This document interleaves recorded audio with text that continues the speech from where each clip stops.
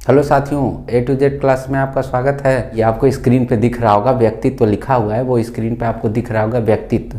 व्यक्तित्व क्या होता है? व्यक्तित्व के किस प्रकार से मनोवैज्ञानिकों ने अपने अपने आधार पर बांटा है कि किस आधार पर प्रकार को बांटा है, किस प्रकार के रूप में कौन कौन से व्यक्ति आते हैं, इसके बारे में हम जानेंगे कि व्यक्तित्व किस प्रकार से किस तरह से मनोयोग की एक संरचना होती है। तो अब बात करते हैं व्यक्तित्व। व्यक्तित्व होता क्या है? व्यक्तित्व को अंग्रेजी में कहते हैं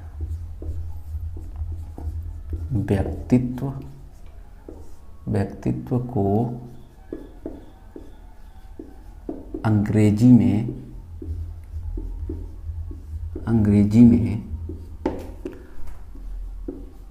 पर्सनालिटी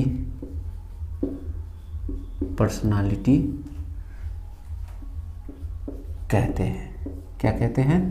पर्सनालिटी कहते हैं। यही पर्सनालिटी कहते हैं ना। इसका पर्सनालिटी तो बहुत अच्छा है, ये तो बड़ा खूबसूरत दिख रहा है, ये तो बड़ा आकर्षक दिख रहा है, ये तो पर्सनालिटी इसके पे सूट ही नहीं करती है।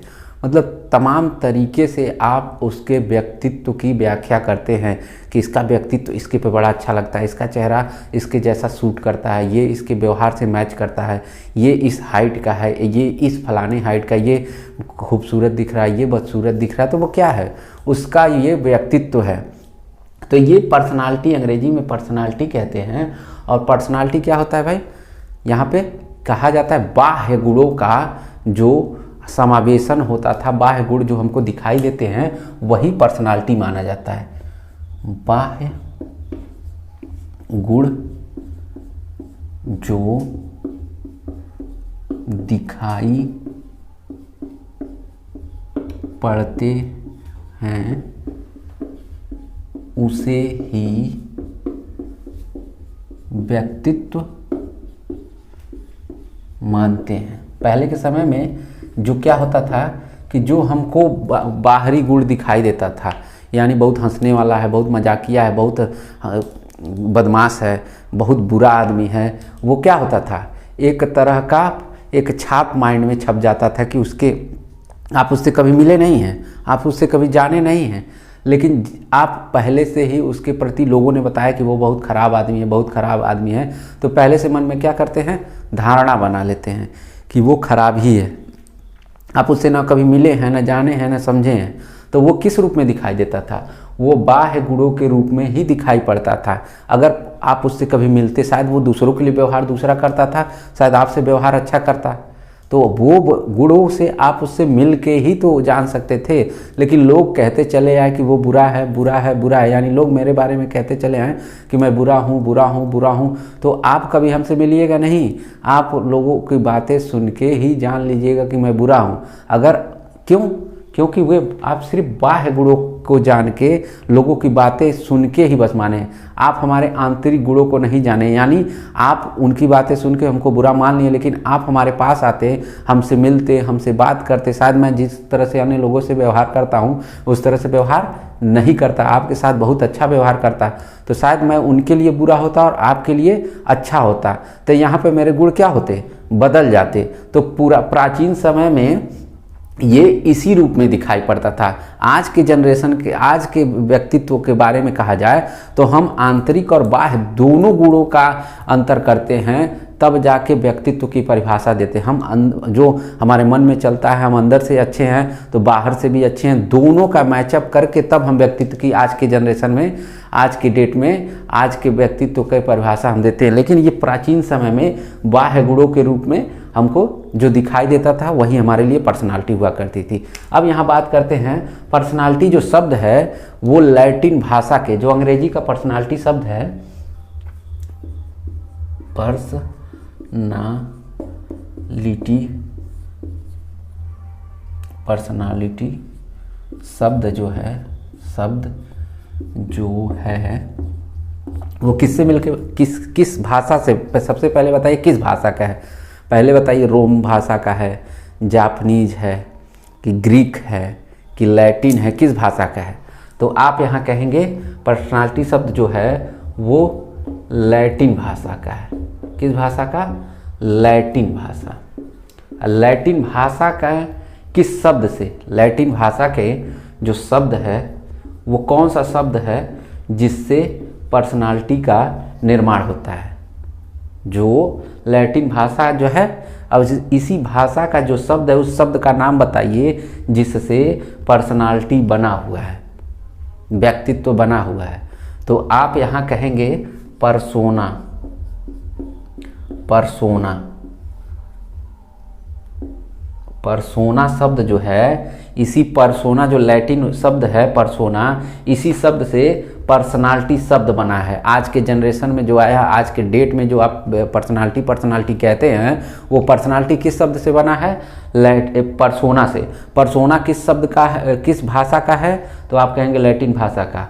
तो ये चीज़ें हैं, आप एग्जाम में यही चीज़ें पूछ लेता है वो, आप कंफ्यूज हो जाते हैं कि वो भाषा कहाँ है कि शब्द कहाँ है। तो ध्यान दीजिएगा, लैटिन जो है वो भाषा है, और जो लैटिन भाषा का शब्द है पर्सोना क्या है? शब्द है। ये ध्यान रखिएगा, प्रश्न यही पूछता है कि पर्सोना शब्द है कि भाषा है। तो आपका उत्तर होगा कि पर्सोना जो है वो शब्द है। भाषा तो लैटिन भाषा है, ग्रीक भाषा हो सकती है, अर्मेनियम हो सकती है, जर्मनीज हो सकती है, चाइनीज हो सकती है, ये भाषा हो सकती है। उस भाषा के अंतर्गत ये, अब पर्सोना किसके लिए प्रयोग होता था? तो पर्सोना में ये होता था कि पुराने समय में मनोरंजन, आजकल के डेट में मनोरंजन के बहुत साधन होते थे, बहुत साधन है ना। आज के डेट में मनोरंजन के मोबाइल है आपके पास, टीवी है, लैपटॉप है, नेट है, बहुत सारी चीज़ें हैं जिससे आप मनोरंजन कर सकते थे। लेकिन प्राचीन समय में क्या होता था, मनोरंजन के बहुत कम साधन हुआ करते थे। तो जो उन मनोरंजन के साधनों के लिए, आप कभी नाटक देखने गए हैं? नाटक देखने गए हैं? अभी नाच कहेंगे, नाच देखने गए हैं तो कहेंगे हाँ। नाटक जो आप रामलीला वगैरह देखने जाते हैं, रामलीला वगैरह देखने जाते हैं ना, महाभारत वगैरह का मंचन होता है ना, तो वही नाटक होता है। बहुत सारे हमारे हिंदी लेखकों ने कि हिंदी की बहुत सुंदर सुंदर रचनाएं रची हैं, जिससे वो आप नाटक के माध्यम से जाते थे और वहाँ पे पर्दे पे देखते थे। पर्दे का मतलब सामने मंच बना होता था, वो रियल में नाटक करते थे और बैठ के आप उनके नाटक का देखते थे। तो यहीं एक उदाहरण ले लेता हूँ कि पहले के समय में नाटक ही मनोरंजन का सबसे ज़्यादा साधन हुआ करता था। तो जो नाटक करने वाली मंडली हुआ करती थी, जो नाटक करने वाली मंडली हुआ करती थी, वो हम एक रामायण का उदाहरण ले रहे हैं कि रामायण जो है उस पे नाटक हो रहा है। तो नाटक में कोई राम बनता था, कोई लक्ष्मण बनता था, कोई भरत बनता था, कोई शत्रुघ्न, कोई रावण, कोई सीता, अलग अलग तरह के पात्र बनते थे, अलग अलग रूपों के लिए। और उन रूपों को बनाने के लिए जिस प्रकार का मुखौटा, जिस प्रकार का, यानी हम राम बने तो राम की तरह हमारी आकृति होनी चाहिए, रावण बने हैं तो रावण की तरह हमारी आकृति होनी चाहिए। तो हमको लोग वही पर्सोना हुआ करता था। पर्सोना को एक तरह से कहते हैं मुखौटा, मुखौटा, ठीक, यही मुखौटा। यानी हम राम बने हैं तो लोग हमको कहीं भी मिलते थे तो राम के ही जानते थे कि ये तो राम बना था। हमारा नाम वास्तविक नहीं जानेंगे, लेकिन ये राम की छवि हमारे अंदर देखने लगते थे। वो किसका कमाल था? इसी पर्सोना या मुखौटा का कमाल था। हम राम बनने के लिए उस तरह से वेशभूषा धारण करते थे। हमारी शारीरिक बोलचाल राम भगवान की तरह हुआ करती है, रंग रूप भगवान राम की तरह हुआ करते थे, बातचीत हमारी जो है भगवान राम की तरह हुआ करते थे। इससे लोगों को लगता था कि ये जो व्यक्ति है बड़ा अच्छा है। भले से मेरे अंदर का जो, ये तो मुझे पात्र मिला है ना, राम का पात्र निभाने के लिए कि भाई मैं इस रोल को करूं, तो मैं इस राम बनूंगा तो मेरे जो गुण होंगे वो भगवान राम की तरह परिलक्षित होने चाहिए। मतलब जो मेरी डायलॉग होगा, मेरे संवाद होंगे, वो भगवान राम की तरह मैं बोलूँगा। भले से अंदर से मैं कितना भी खराब हूँ वो अलग बात है, लेकिन अगर मुझे नाटक का मंचन करना है तो मुझे जो रोल मिला है, जो पात्र मैं हूँ, उसी के अनुसार हमारा संवाद होगा। तो ठीक उसी के अनुसार ये सारे कार्य होते थे। तो वो एक प्रश्न और पूछता है कि पर्सोना का अन्य नाम क्या हो सकता है? पर्सोना का किस रूप में जानते हैं? तो पर्सोना को अन्य रूप से जानते हैं, मुखौटा भी कहते थे। रावण का मुखौटा लगाते थे, हनुमान जी का मुखौटा लगा लेते थे। ये चीज़ें वो उसी रूप में जानी जाती थी। तो वो उस समय की पर्सनालिटी हुआ करती थी, ठीक। तो नाटक के जितने भी पात्र बनते थे इसी पर्सनालिटी से जाने। आज भी आप अरुण गोविल को देखते हैं, बहुत सारे पुराने लोग हैं जो रामायण बना था रामानंद सागर कृत, तो अरुण गोविल से आप हाल ही में देखे होंगे, वीडियो तमाम आती है, तो आज भी लोग अरुण गोविल से मिलते हैं तो भगवान राम की छवि उनके में दिखाई देती है। लोग कहते हैं कि भगवान राम यही बने थे तो इसलिए मैं इनको राम ही मानती हूँ। तो बहुत सारे लोग एयरपोर्ट पे उनके दंडवत प्रणाम करने लगते हैं। तो वो क्या है, वो उनकी भगवान राम की क्या है, पर्सनालिटी है, जो जिस रूप में जिस समय निभाया रहता है और वो उस रूप में जाना जाता है। ठीक, तो यहाँ पे ये सारी चीज़ें समझ में आ गई। अब बात करते हैं व्यक्तित्व की एक प्रकृति की। व्यक्तित्व की प्रकृति, व्यक्तित्व की प्रकृति क्या होती है? व्यक्तित्व की प्रकृति 2-3 पॉइंट है। 2-3 पॉइंट के सब माध्यम से हम बस जानेंगे, बहुत ज़्यादा जानने की कोशिश नहीं करेंगे। जो आपके एग्जाम में आए बस उतना जाना जाता है।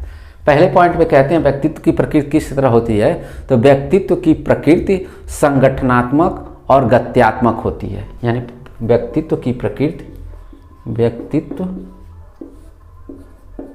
संगठनात्मक तथा गत्यात्मक होता है। मतलब संगठनात्मक मतलब क्या होता है, बहुत सारे गुणों के मेल से, बहुत सारे हमारे अंदर हंसना भी आता है, हमको रोना भी आना है, हमको चिल्लाना भी आता है, हमको भागना भी, दौड़ना भी, कूदना भी, बहुत सारे गुणों का एक समावेशन होता है। कहते हैं ना बहुत तेज भागता है, उसेन बोल्ट है, तो आप उसेन बोल्ट का नाम आता है तो आपके दिमाग में उसके व्यक्तित्व कैसा नजर आता है? हाँ, आपके दिमाग में जहन में क्या आता है, भाई वो तो बहुत तेज धावक है, आता है ना। आप किसी फुटबॉलर को ले लेते हैं कि लियोनेल मेसी, आपके दिमाग में क्या आता है कि लियोनेल मेसी तो फुटबॉलर हैं कि क्रिकेटर हैं। सचिन तेंदुलकर का नाम आपके जहन में आता है तो उनकी पर्सनालिटी किस रूप में, एक महान क्रिकेटर के रूप में आता है। तो वो अलग अलग गुणों को लेके समाहित रहता है, और वो गुण किस रूप में है, गत्यात्मक रूप में है। वो गुण आते रहते हैं, उनके आते रहते हैं और अपनी स्किल को और अच्छा बनाते चले जाते हैं। ये नहीं कि हमको बैट से गेंद मारना आ गया तो हम बहुत अच्छे खिलाड़ी, नहीं, उसमें स्किल करते चले जाते हैं कि मतलब कभी हमको अलग तरीके से सिक्स मारना है, हमको कभी उधर मारना है, कभी इधर मारना है, कभी इधर मारना है, मुझे हर क्षेत्र में सिक्स लगाना है। तो वो आप अपनी स्किल को, व्यक्तित्व को निखार रहे हैं। ये नहीं कि बस हमको बस ड्राइव करना आता है, हमको कट मारना आता है, हमको स्लिप पॉइंट पर सिक्स मारना बस आता है, ये नहीं। आप उसके व्यक्तित्व में संगठन जो है, आप अपनी स्किल को बढ़ाइए। वही कह रहा है कि ये गत्यात्मक है। दूसरे पॉइंट में ये क्या कहता है कि ये मनोरूप में व्यक्तित्व मनोरूप में, और एक मनोरूप है और एक है शारीरिक गुण,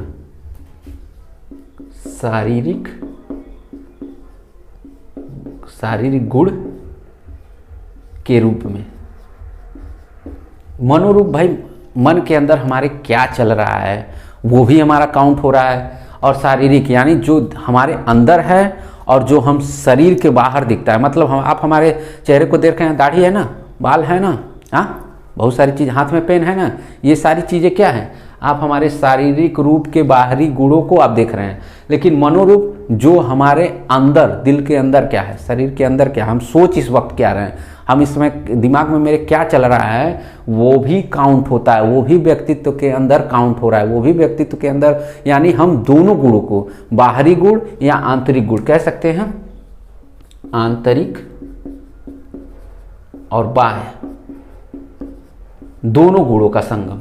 यानी व्यक्तित्व के लिए हमको क्या चाहिए, इसकी प्रकृति, आंतरिक और बाह्य दोनों गुणों से मिल के ही व्यक्तित्व का निर्माण होता है। पहले के समय में लोग नहीं जानते थे तो अलग बात है, तब भी वो चीज़ें थी। लेकिन जब आजकल के मनोवैज्ञानिकों ने इसको बताया तो कहा कि आंतरिक गुण और प्लस बाह्य गुण दोनों गुणों के मेल से, दोनों गुणों के मेल से व्यक्तित्व का निर्माण होता है। ये नहीं कि सिर्फ बाहरी गुण, ये नहीं कि सिर्फ बाहरी गुण, ये नहीं सिर्फ आंतरिक, एक गुणों के मिलने से सिर्फ व्यक्तित्व का निखार, व्यक्तित्व का चरम सीमा ये नहीं आती है। इन दोनों गुणों के मिलने से ही व्यक्तित्व का निर्माण होता है। अब बात करते हैं तीसरा, व्यक्तित्व में वातावरण के साथ समायोजन। इसमें कहा जाता है कि व्यक्तित्व में वातावरण के साथ जो जितनी अच्छा उसका व्यवहार रहता है, वातावरण के साथ जितने अच्छे से ढलना जानता है, जितने अच्छे ढंग से उसके साथ कंफर्टेबल फील करता है, उसका व्यक्तित्व बहुत निखर के आएगा। आप बहुत पढ़ने में तेज हैं, बहुत तेज हैं, बहुत तेज हैं, लेकिन आपको ठंड का मौसम सूट ना करता हो तो क्या ठंड में आप पढ़ाई कर लेंगे?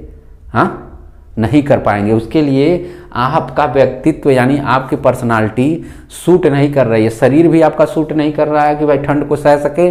और जब शरीर ठीक ठाक नहीं रहेगा तो मन भी हमारा सिर्फ ठंड से बचने में लगा रहेगा, पढ़ाई में बिल्कुल मन नहीं लगेगा। इसके लिए हमको वातावरण उस तरह से चाहिए, यानी हमको पढ़ाई के लिए ठंड के समय में गर्म वाला रूम मिल जाए, रजाई अच्छी खासी मिल जाए, पढ़ने के लिए सारी व्यवस्थाएं अच्छे से मिल जाए, तब तो हम वातावरण के साथ समायोजन बैठा लेंगे। गर्मी में पढ़ने के लिए मिल जाए भाई एसी वेसी कूलर वगैरह चलता रहे, जिससे हमारे शरीर को गर्मी ना हो। जब हमारे शरीर को गर्मी नहीं होगी तो हमारा मन क्या करेगा? पढ़ने में लगेगा। लेकिन अगर इसके साथ हम पढ़ाई में वातावरण के साथ अगर समायोजन नहीं बैठा पाते हैं तो हमारा जो व्यक्तित्व है जो है वो उस तरह से निखर के नहीं आएगा। मतलब हम पढ़ना चाहते हैं लेकिन उस तरह से पढ़ नहीं पाएंगे। ये चीज़ें थी व्यक्तित्व की प्रकृति। अब बात करते हैं व्यक्तित्व का प्रकार। ये सबसे इम्पॉर्टेंट है और कई बार एग्जाम में पूछा गया है, और मैं 2 मनोवैज्ञानिकों का तुलना करके पढ़ा दे रहा हूँ, जिससे आप एक ही क्लास में दोनों मनोवैज्ञानिकों को जान लें, एक ही क्लास में।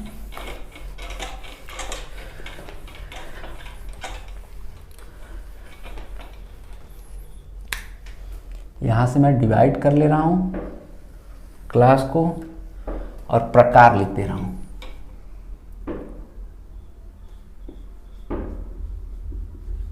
व्यक्तित्व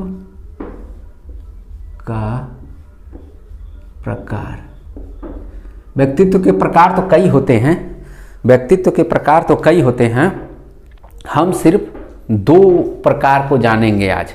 हम सिर्फ प्रकार, ये नहीं कि सिर्फ मैं 2 बता रहा हूँ तो 2 ही होते हैं, लेकिन जो आपके एग्जाम में आने वाले हैं मैं सिर्फ उन्हीं को बता रहा हूँ। तो इसमें 2 होते हैं। तो पहला मैं कहूँगा युंग। जुंग भी कहते हैं। ये कहाँ के रहने वाले थे? तो भाई ये जर्मनी के रहने वाले थे मनोवैज्ञानिक, ठीक, जर्मनी के। और एक मैं बात करूँगा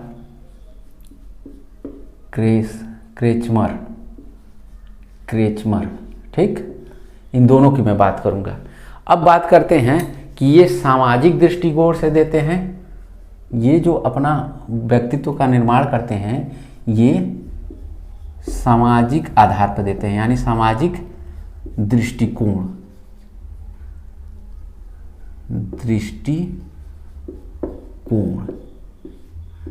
और ये किस प्रकार के रखते हैं दृष्टिकोण भाई?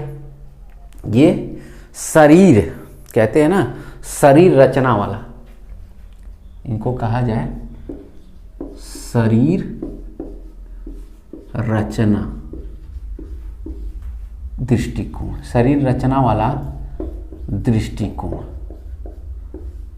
शरीर रचना वाला दृष्टिकोण।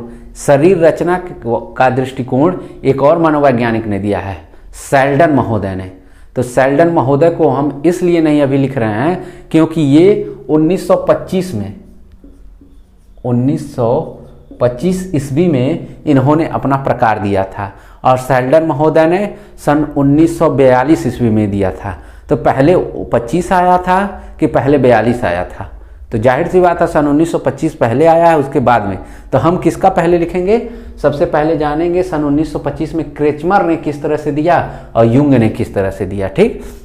युंग ने सामाजिक दृष्टिकोण के आधार पर व्यक्तित्व को कितने आधार पर बांटा? कितने आधार पर बांटा भाई? युंग ने सामाजिक दृष्टिकोण के आधार पर व्यक्तित्व को कितने आधार में बांटा? कितने? 3 आधार पे, ठीक, 3 आधार। पहला है अंतर्मुखी, ठीक। दूसरा है बहिर्मुखी, बहिर्मुखी। तीसरा है उभयमुखी। ठीक, ये तीन आधार, जो तीन प्रकार बताया इन्होंने, युंग ने, कि जो व्यक्तित्व के प्रकार हम दे रहे हैं वो तीन प्रकार के होते हैं। पहला कहा इन्होंने अंतर्मुखी, अंतर्मुखी को इंट्रोवर्ट कहते हैं। बहिर्मुखी दूसरे रूपों में उसने बताया कि बहिर्मुखी का भी व्यक्तित्व होता है, इसको एक्सट्रोवर्ट कहते हैं। और इन दोनों के बाद तीसरा जो प्रकार बताया वो कहे कि उभयमुखी भी व्यक्तित्व होता है, इसको कहते हैं एम्बिवर्ट, एम्बिवर्ट। ठीक, तो इनको तीन रूपों में विभाजित किया। ठीक इसी तरह से क्रेचमर ने भी, क्रेचमर भी कहीं कहीं लिखा होगा, क्रेचमर, कंफ्यूज मत होइएगा। क्रेचमर और क्रेचमर वो इंग्लिश वाले लोग हैं ना, मनोवैज्ञानिक बाहरी हैं, तो उनके नाम में थोड़ी सी मिसिंग आती है, तो आप क्रेचमर भी कहते हैं, क्रेचमर भी कहते हैं, बात दोनों की एक ही है। तो इसने भी जो बांटा व्यक्तित्व को तीन रूपों में बांटा। किस किस रूप में? पहला है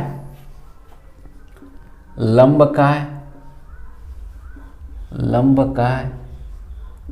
दूसरा है गोलकाय, दूसरा है सुडौलकाय, सुडौलकाय। तीसरा है गोलकाय, गोलकाय। ये देख लीजिए आप लोग, क्रेचमर ने भी तीन रूपों में बांटा। किस किस रूप में? पहला है लंबकाय, दूसरा है सुडौलकाय और तीसरा क्या है?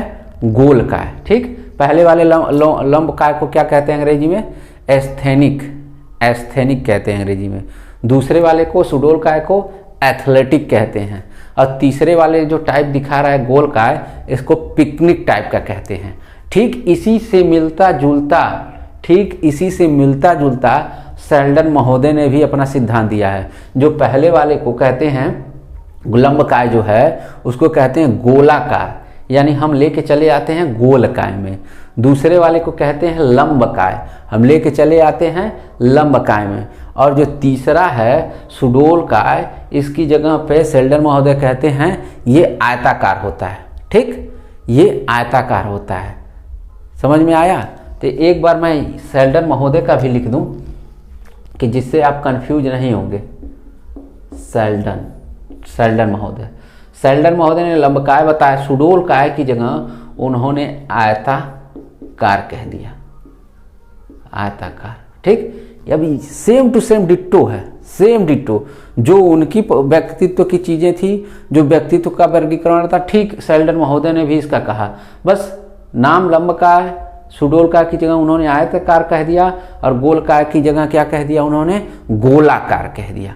गोलकाय की जगह गोलाकार कह दिया। बस यही अंतर। लेकिन जो इसके अंदर की बात है, जो व्यक्तित्व है, इसकी परिभाषा है, वो लोगों की सेम थी। तो हम एक एक करके जानते चलते हैं, लेकिन इसका बिल्कुल अलग है। लेकिन अभी देखिएगा दोनों का मिलता जुलता किसी न किसी रूप में आएगा। तो हम सबसे पहले अंतर्मुखी व्यक्ति की बात करते हैं। अंतर्मुखी, अंतर्मुखी क्या होता है भाई? अरे भाई, जो कम बोलता है, बहुत कम, कुछ बोलने में संकुचा जाता है, संकोची होता है, हम कहते हैं ऐसे व्यक्ति जो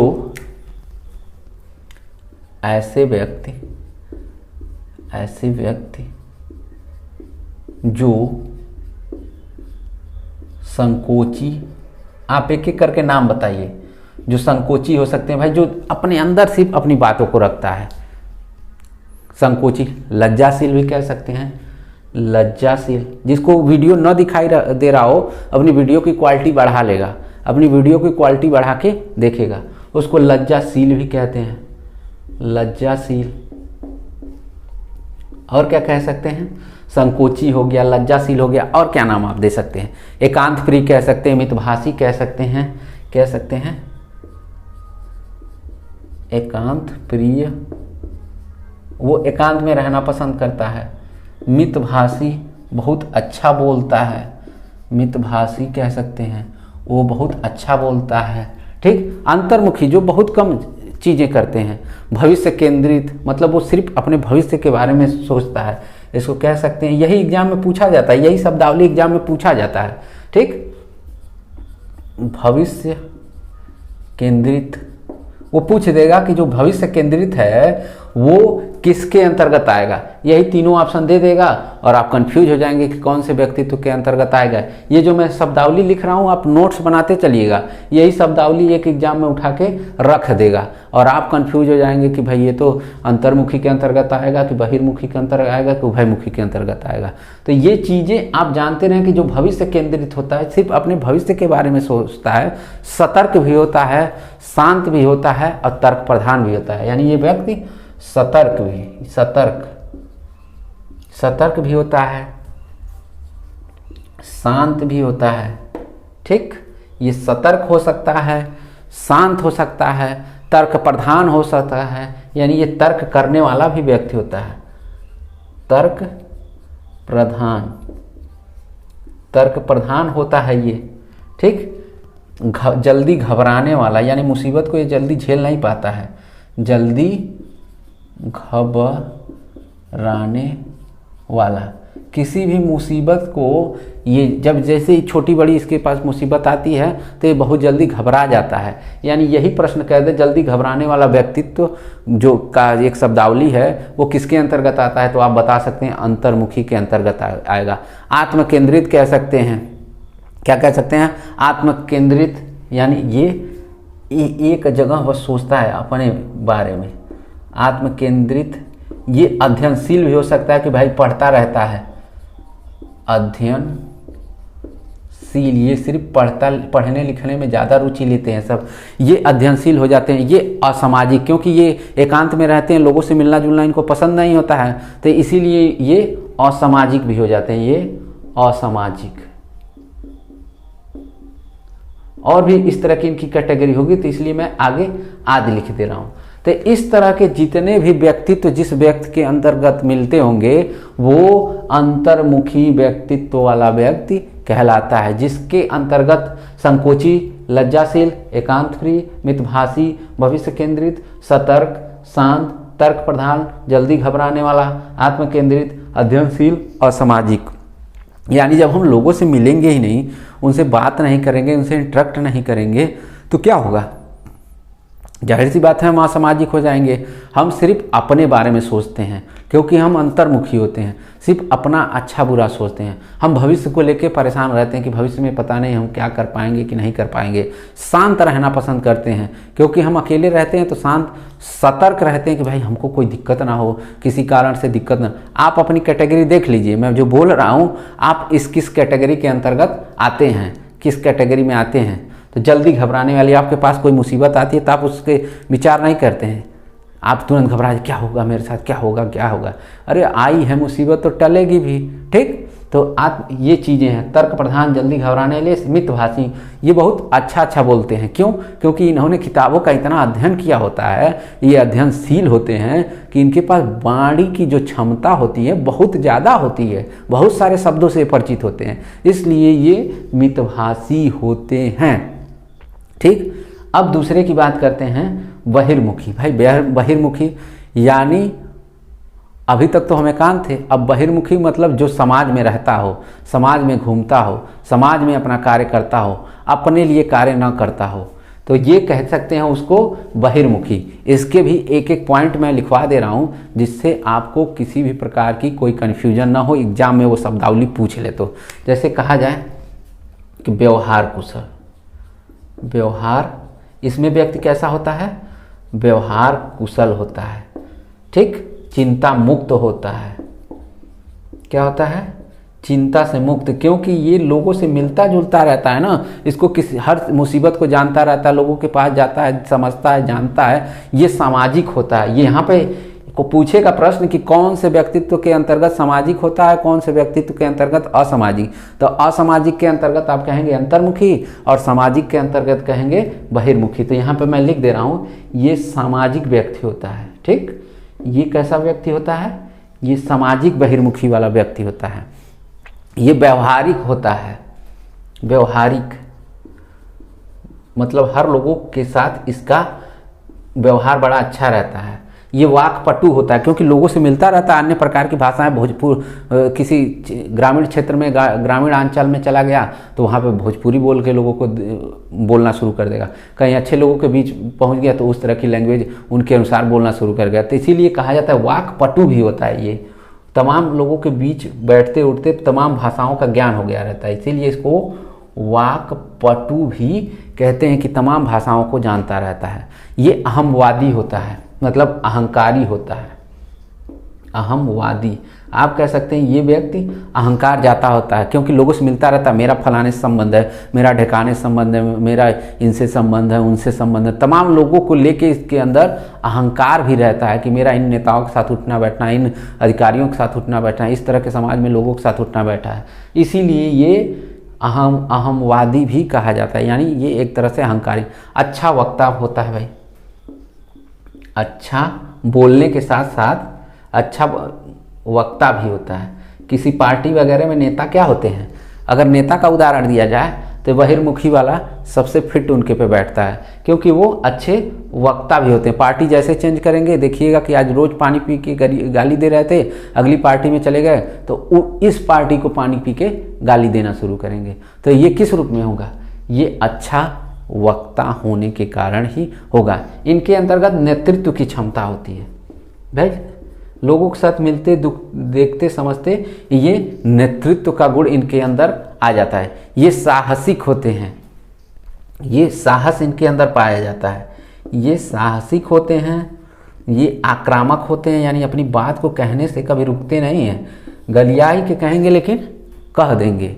ये लोकप्रिय भी होते हैं, बहुत लोकप्रिय। भाई लोगों से मिलना जुलना है तो लोकप्रिय होंगे नहीं, हमारे अच्छे बुरे कार्यों को जानते रहेंगे कि लोग नहीं, तो हम अच्छे कार्यों से भी फेमस होते हैं और बुरे कार्यों से भी फेमस होते हैं। तो इस तरह के गुण हमारे जो बहिर्मुखी है उसके अंदर पाए जाते हैं। उस तरह के व्यक्तित्व के अंतर्गत ये गुण पाए जाते हैं। ये सारे गुण देख लीजिएगा।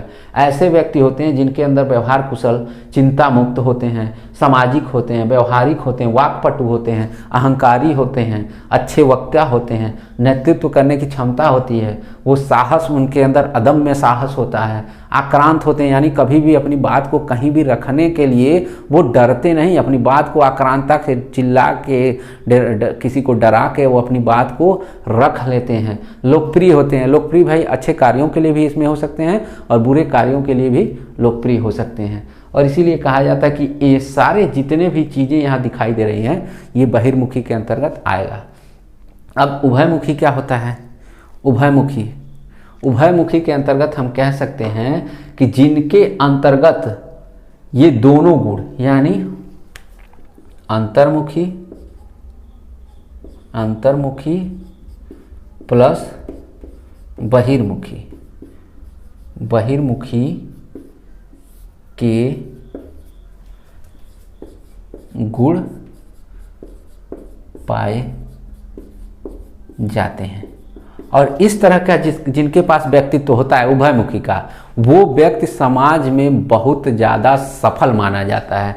अगर उभयमुखी वाला व्यक्तित्व वाला गुण है तो बहुत ज़्यादा सफल माना जाता है, क्योंकि कहाँ उसको बोलना है, कहाँ साहस दिखाना है, कहाँ डरना है, कहाँ एकांत रहना है, कहाँ शांत रहना है, इन दोनों गुणों को ये ले लेता है अपने अंदर कि अपने सिचुएशन के हिसाब से, अपनी परिस्थितियों के अनुसार ही ये अपने व्यक्तित्व। अब 50 लोग आपके सामने आए हैं, आप अकेले हैं, उनके पास तमाम तरह के हथियार हैं, तो आप ये वाला गुण अपनाएंगे क्या कि साहसिक वाला आक्रांत गुण अपनाएंगे क्या उनके सामने? अगर इस तरह के गुण अपना लिए तब भी मारे जाएंगे और शांत रहेंगे तब भी मारे जाएंगे।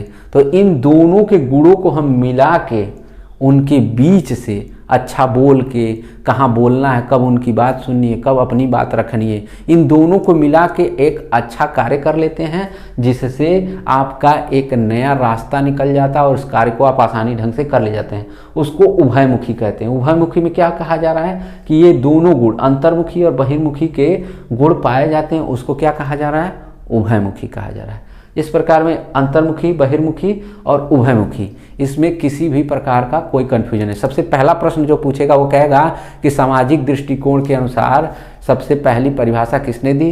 तो आप कहेंगे युंग महोदय। ठीक, वो कहेगा कि युंग महोदय के द्वारा जो प्रकार बताए गए उन प्रकारों का नाम बताइए। तो आप कहेंगे अंतर्मुखी, बहिर्मुखी, उभयमुखी। तीसरा प्रश्न यही पूछ देगा कि इनमें से कोई एक पॉइंट निकाल के रख देगा और कहेगा किसके अंतर्गत आता है, या अंतर्मुखी के आता है, बहिर्मुखी के आता है, उभयमुखी के अंतर्गत आता है। तो आप बताएंगे कि जो चीज़ें आती हैं वो इसके अंतर्गत, उसके अंतर्गत और तीनों के अंतर्गत किस तरह से रूपों में विभाजित किया गया। अब बात करते हैं हम भाई क्रेचमर और सेल्डन का। क्रेचमर क्या कहते हैं भाई? लंबकाय। नाम से ही स्पष्ट हो रहा है कि ऐसे व्यक्ति जो लंबे होते हैं, ऐसे व्यक्ति जो कृशकाय होते हैं। कृश मूवी देखे हैं? कृशकाय होते हैं। लंबे व्यक्ति जो होते हैं उनको कृशकाय, यानी लंबे व्यक्ति को कृश भी कहते हैं। कृश मूवी देखे हैं ना, तो वही कृशकाय, मतलब लंबा चौड़ा जो व्यक्ति होता है उसको कृशकाय भी कहा जाता है। यानी लंबकाय ऐसे व्यक्ति को जो कृशकाय होते हैं, लंबे जो दिखेंगे, जो लंबे होते हैं और लंबे होने के साथ साथ कृशकाय होते हैं, यानी लंबे भी होंगे और कृशकाय मतलब भी बड़ा होता है। ये दिखने में कैसे रहते हैं भाई? शरीर के, मान लीजिए शरीर उनकी 7 फीट की है तो शरीर बहुत मोटी नहीं होती है, ये दुबले पतले होते हैं। दिखने में कैसे होते हैं? दुबले पतले। ठीक, ये देखने में कैसे होते हैं? दुबले और पतले होते हैं, उसी के साथ ये लंबे होते हैं, बहुत मोटे नहीं होते, एक मीडियम दर्जे के। क्योंकि पर्सनालिटी आप देख रहे हैं ना, तो उनकी पर्सनालिटी के आप हिसाब से समझ लेंगे कि ये लंबकाय है। ये दूसरों से घनिष्ठ संबंध से बनाने से बचते हैं, यानी दूसरों से घनिष्ठ संबंध होता है, लेकिन घनिष्ठ संबंध बनाने से बचते हैं। घनिष्ठ संबंध बनाने से बचते हैं भाई। ये चाहते हैं कि हम थोड़ा सा अकेले रहें, बहुत, हाँ हम आपको जान रहे हैं, आपको जान रहे हैं, बस इतना। लेकिन घनिष्ठ संबंध बिल्कुल नहीं होगा कि आप हमारे बारे में सोचना शुरू करें, हम आपके बारे में सोचना शुरू करें। क्रोध को ये सीधे सीधे व्यक्त नहीं करते। इनको क्रोध आता है ना, तो आपको क्रोध आएगा तो चिल्ला के कुछ न कुछ कह देंगे, किसी न किसी को, जो भी जिसके लिए क्रोध आ रहा है उसको कुछ कह देंगे। इनको क्रोध आता है ना तो सीधे सीधे नहीं कुछ कहेंगे, क्रोध आएगा ना तो दीवार पे फैसा हाथ मारेंगे। ठीक, तो ये क्रोध को व्यक्त नहीं करते, अलग तरीके से व्यक्त करते हैं। यानी क्रोध को व्यक्त नहीं करते हैं। कहते हैं ना, मैं अपमान का घूंट पी के रह गया, तो वही ये अपमान का घूंट पी के रह जाते हैं, लेकिन तुरंत उसका रिएक्शन नहीं देते हैं। ठीक, ये कहा जाता है। इसकी पहचान कैसे होगी? तो ये कहेंगे कि ये आत्मकेंद्रित होते हैं। जैसे ये आत्मकेंद्रित, और यहाँ पे देखिए आत्मकेंद्रित के अंतर्गत यहाँ कहीं आत्मकेंद्रित है, यहाँ देखिए आत्मकेंद्रित यहाँ पे दिखाई दे रहा है। यानी लंबकाय जो है अंतर्मुखी के अंतर्गत आ रहा है। लंबकाय जो है ये आत्मकेंद्रित होता है व्यक्ति। और क्या होता है भाई? संकोची होता है। मतलब संकोची भी कहीं है, तो देखिए यहाँ संकोची है, तो यहाँ भी संकोची होता है व्यक्ति, यहाँ भी, यानी संकोची। यहाँ पे देखिए पढ़ने वाला होता है, अध्ययनशील होता है, तो ये भी यहाँ पे भी क्या होता है? अध्ययनशील यहाँ पे भी होता है। अध्ययनशील जिसको बौद्धिक कह सकते हैं। ठीक, यहाँ भी अध्ययनशील होता है। ठीक, स्व आलोचक, ये खुद का अच्छा बुरा जानता है, तो इसको स्व आलोचक भी कह सकते हैं। स्व आलोचक कह सकते हैं। ठीक, और क्या कह सकते हैं भाई? ये अंतर्मुखी के गुण इसके अंतर्गत पाए जाते हैं। एक तरह से कह सकते हैं कि अंतर्मुखी,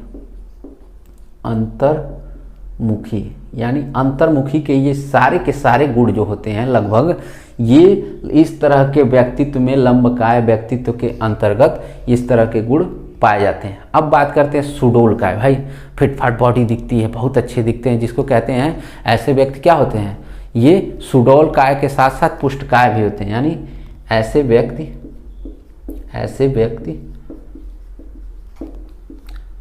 सुडोलकाय के साथ पुष्टकाय, पुष्टकाय भी होते हैं। आप ही कहते हैं ना कि बड़ा हिष्ट पुरुष था, शरीर से बड़ा अच्छा दिखता था, उसकी पर्सनालिटी एकदम बहुत ही, शरीर की पर्सनालिटी क्या थी, बहुत ही खूबसूरत थी। तो वही कह रहा है कि ऐसे व्यक्ति सुडोल का, यानी इस बॉडी से एकदम अच्छे तंदुरुस्त जिम वाले टाइप का, और वो पुष्टकाय एकदम परफेक्ट, उनकी बॉडी उनके शरीर के साथ मैच कर रही थी। किसी का देखो बॉडी तो पेट ऐसे निकला हुआ है, किसी की बॉडी देखो एकदम पिचका हुआ, किसी का देखो गाल एकदम धंसा हुआ, किसी का देखो शरीर सब कुछ ठीक है, कोई बलवा नहीं है।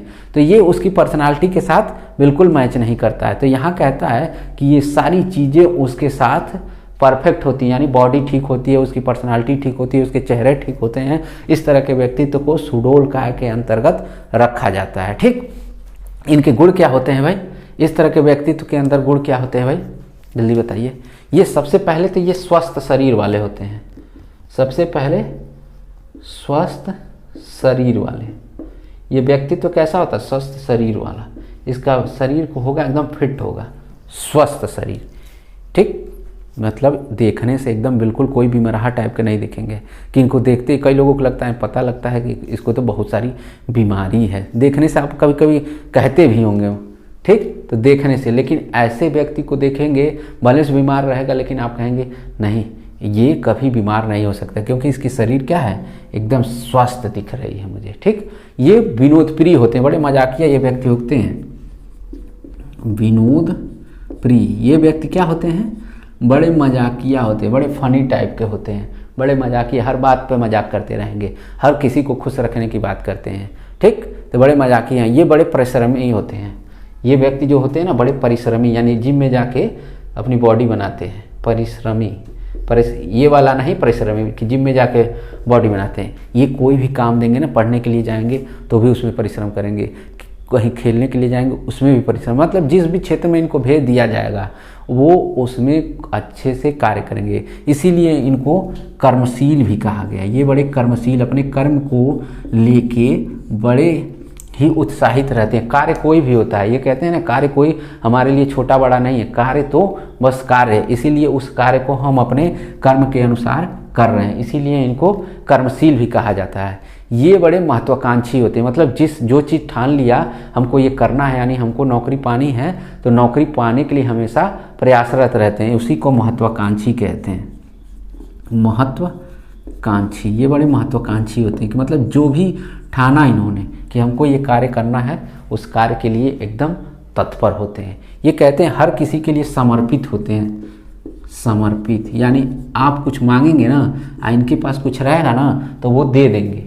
अगर जो चीज़ मांग रहे हैं और शायद इनके पास हो, तो ये नहीं सोचेंगे कि क्या करेंगे। ये इतने कार्यशील होते हैं, इतने परिश्रमी होते हैं कि ये कहेंगे भाई अगले वाले को इस चीज़ की ज़रूरत है तो उस चीज़ को दे देते हैं। तो ये चीज़ें सुडोल काय के अंतर्गत पाई जाती हैं। अब तीसरा है गोल काय। गोल काय व्यक्ति ऐसे होंगे, कहते हैं ना, शरीर तो दिख रही है लेकिन ऐसे पेट निकला होगा। शरीर उनके हिसाब से पर्सनालिटी उनकी मैच, बहुत खूबसूरत है चेहरा, लेकिन शरीर उनका बेढब का है। कोई शरीर के साथ, चेहरे के साथ उनकी खूबसूरती में चार चांद लगाने के बजाय खूबसूरती को और बिगाड़ दे रहा है। यानी कहा जाए गोल काय वाला व्यक्ति एक तरह से गोल काय वाला व्यक्ति जो होगा वो क्या होगा? गोल काय वाला व्यक्ति स्थूल काय, स्थूल काय मतलब मोटा तगड़ा। ठीक, पर्सनालिटी उसकी बेढब की होगी, शरीर के साथ उसकी पर्सनालिटी मैच नहीं करती है, उसी को स्थूल काय कहा जाता है। गोल काय वाला व्यक्ति स्थूल काय का होता है, यानी शरीर उसकी बिल्कुल ठीक नहीं है, पेट निकला हुआ, चलने में दिक्कत हो रही है, बैठने में उसको दिक्कत हो रही है, तो वो गोल काय व्यक्ति कहा जाता है। आप देखते होंगे किसी न किसी को, तो वो यही आता है, गोल काय व्यक्ति के स्थूल काय होता है। ठीक, इसमें कहा जाता है कि ये व्यक्ति थोड़े से हाइट में छोटे होते हैं, यानी नाटे होते हैं। इनकी पहचान कैसे की जाती है गोल काय व्यक्ति की, कि ये नाटे होते हैं, थोड़े से हाइट में छोटे होते हैं, एक सामान्य औसत दर्जे के नहीं होते हैं। इनको सुख दुख हो गया, और उत्साहित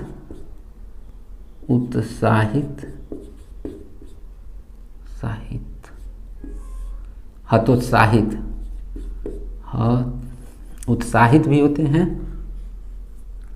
अभी बता रहा हूँ, उत्साहित,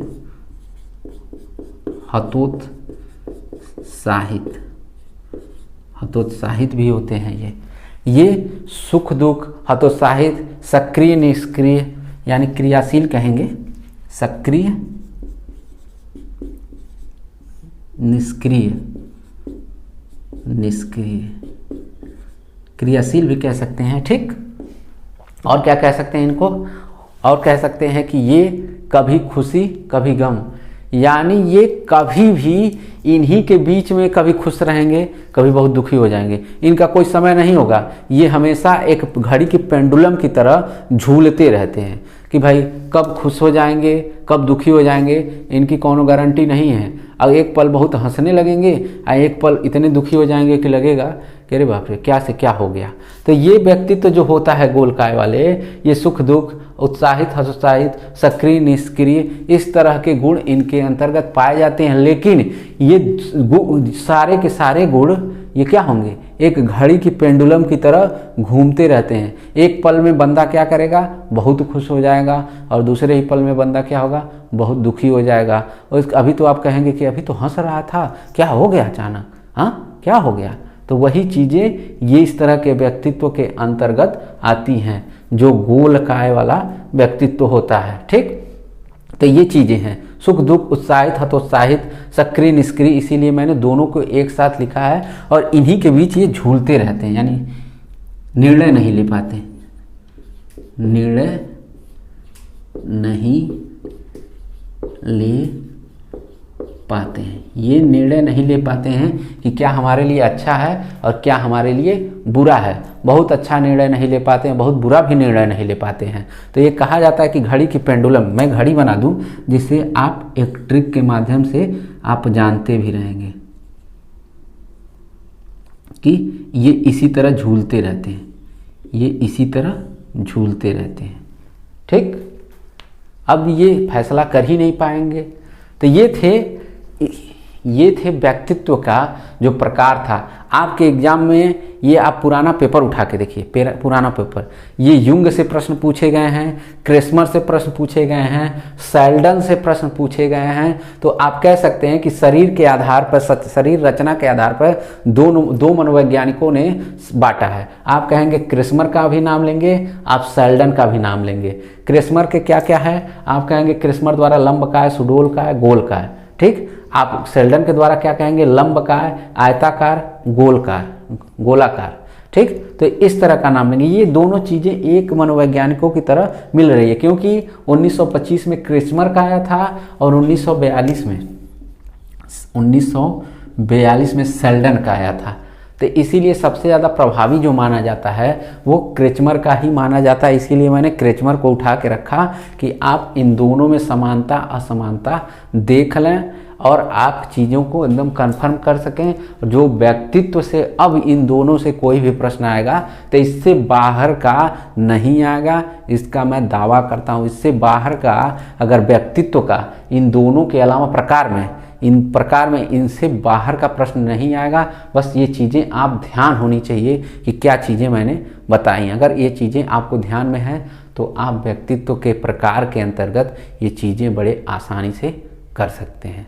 यहाँ स्क्रीन पे आपको दिख रहा होगा बुद्धि क्या होती है, बुद्धि के किस तरह से जाना जाता है, बुद्धि के किस तरह से परिभाषाएं हैं, बुद्धि के कौन कौन से कारक हो सकते हैं, बुद्धि के कितने प्रकार हो सकते हैं। और बहुत सारे मनोवैज्ञानिकों ने बुद्धि के बारे में अपने अपने सिद्धांत दिए हैं, उनको भी जानेंगे। तो एक क्रम से हम सारी चीज़ों को जानते चलेंगे कि क्या है चीज़ें, किस तरह से हैं, ये सारी चीज़ें डिटेल से जानते चलेंगे, जिससे आपका सीटेट में किसी अन्य प्रतियोगी परीक्षाओं में जिसमें भी साइकोलॉजी पूछी जाती है, केबीएस देखिए, केबीएस का जो फॉर्म आया हुआ है उसमें देखिए पहले प्रश्न कम हुआ करते थे, अब जब से इंक्लूड किया है 60 प्रश्न को उसने सीडीपी को रख लिया है।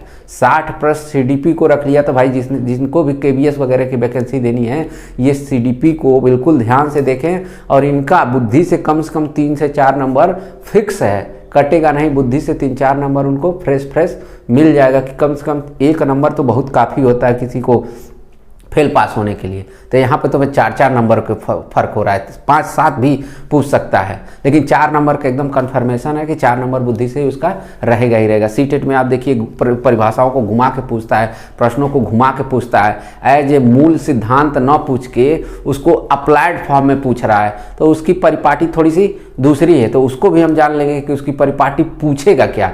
हमने सारी चीज़ों का एनालिसिस करने के बाद ही बुद्धि पे पढ़ाने जा रहे हैं कि जिससे वो प्रश्न पूछे तो पूछे क्या और वो आप उत्तर आसानी से दे सकें। ये तो सर बताए थे। तो आज हम जो बुद्धि अब जानेंगे, इसके लिए कई लोगों ने हमारे चैनल को अभी सब्सक्राइब नहीं किया है, जो नए लोग जुड़ रहे हैं, तो वो चैनल को एक बार ज़रूर सब्सक्राइब करें और जिससे उनको हमारी वीडियो की नोटिफिकेशन उन तक पहुंचती रहेगी। और अधिक से अधिक हमारे चैनल को लाइक करें, शेयर करें। जो जुड़े हुए हैं वो तुरंत इस वीडियो को अन्य ग्रुपों में शेयर कर दें, जिससे अन्य लोग भी इस वीडियो से जुड़ जाएँ और अधिक से अधिक लाभ उठा सकें। ठीक, तो अब बात करते हैं बुद्धि। ये जो बुद्धि है, ये बुद्धि होती क्या है? तो आम जनमानस की भाषा में कहा जाए कि कहीं भी कोई कार्य करने के लिए जिस ज्ञान का हम प्रयोग करते हैं वही हमारे लिए बुद्धि होती है। ये साधारण परिभाषा के रूप में कहा जाता है।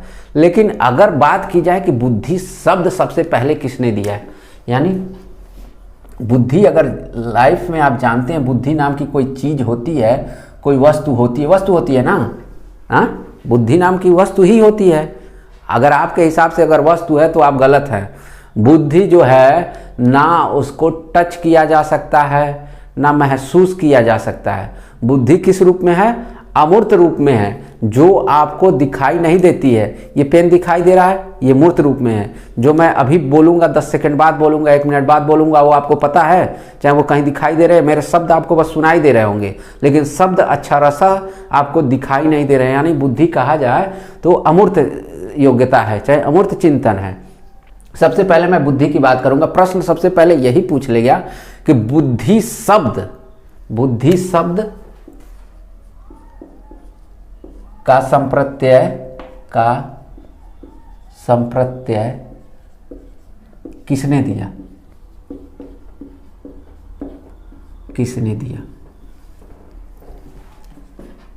तो आपका प्रश्न यही एग्जाम में पूछ देगा कि बुद्धि जो है शब्द, ये सबसे पहले किसके दिमाग में आया होगा, कौन सबसे पहले कहा होगा कि बुद्धि है।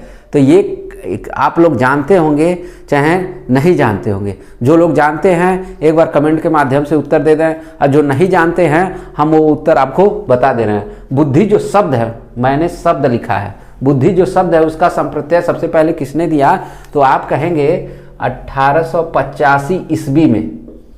1885 ईस्वी में गाल्टन महोदय ने दिया। गाल्टन महोदय ने 1885 ईस्वी में बुद्धि का जो संप्रत्यय है 1885 ईस्वी में गाल्टन महोदय ने दिया कि सबसे पहले बुद्धि शब्द, जैसे हमारा नाम रजनेश है तो हमारा नाम रजनेश किसी ने पहली बार लिया होगा ना, तभी तो रजनेश आया। हाँ, आपका नाम कोई होगा, वो नाम कभी न कभी लिया गया होगा, भविष्य में भूतो काल भविष्यो काल लिया गया होगा, वही नाम आया। तो वही बुद्धि शब्द से परिचित किसने कराया? समाज को, देश को, दुनिया को, ब्रह्मांड को परिचित किसने कराया? तो गाल्टन महोदय ने। तो कौन से सन में कराया? प्रश्न आपका तो यही कहेंगे कि 1885 ईस्वी में गाल्टन महोदय ने दुनिया को बताया कि बुद्धि एक शब्द है। और बुद्धि क्या होती है कि हम जो भी कार्य होते हैं, जो भी कार्य करने में हम अपने ज्ञान का प्रयोग करते हैं, वो हमारे लिए बुद्धि है। ठीक, यहाँ तक क्लियर? अब बात करते हैं बुद्धि को सर्वप्रथम परिभाषित किसने किया? बुद्धि, ये तो शब्द हो गया। अब परिभाषित, बुद्धि को सर्वप्रथम परिभाषित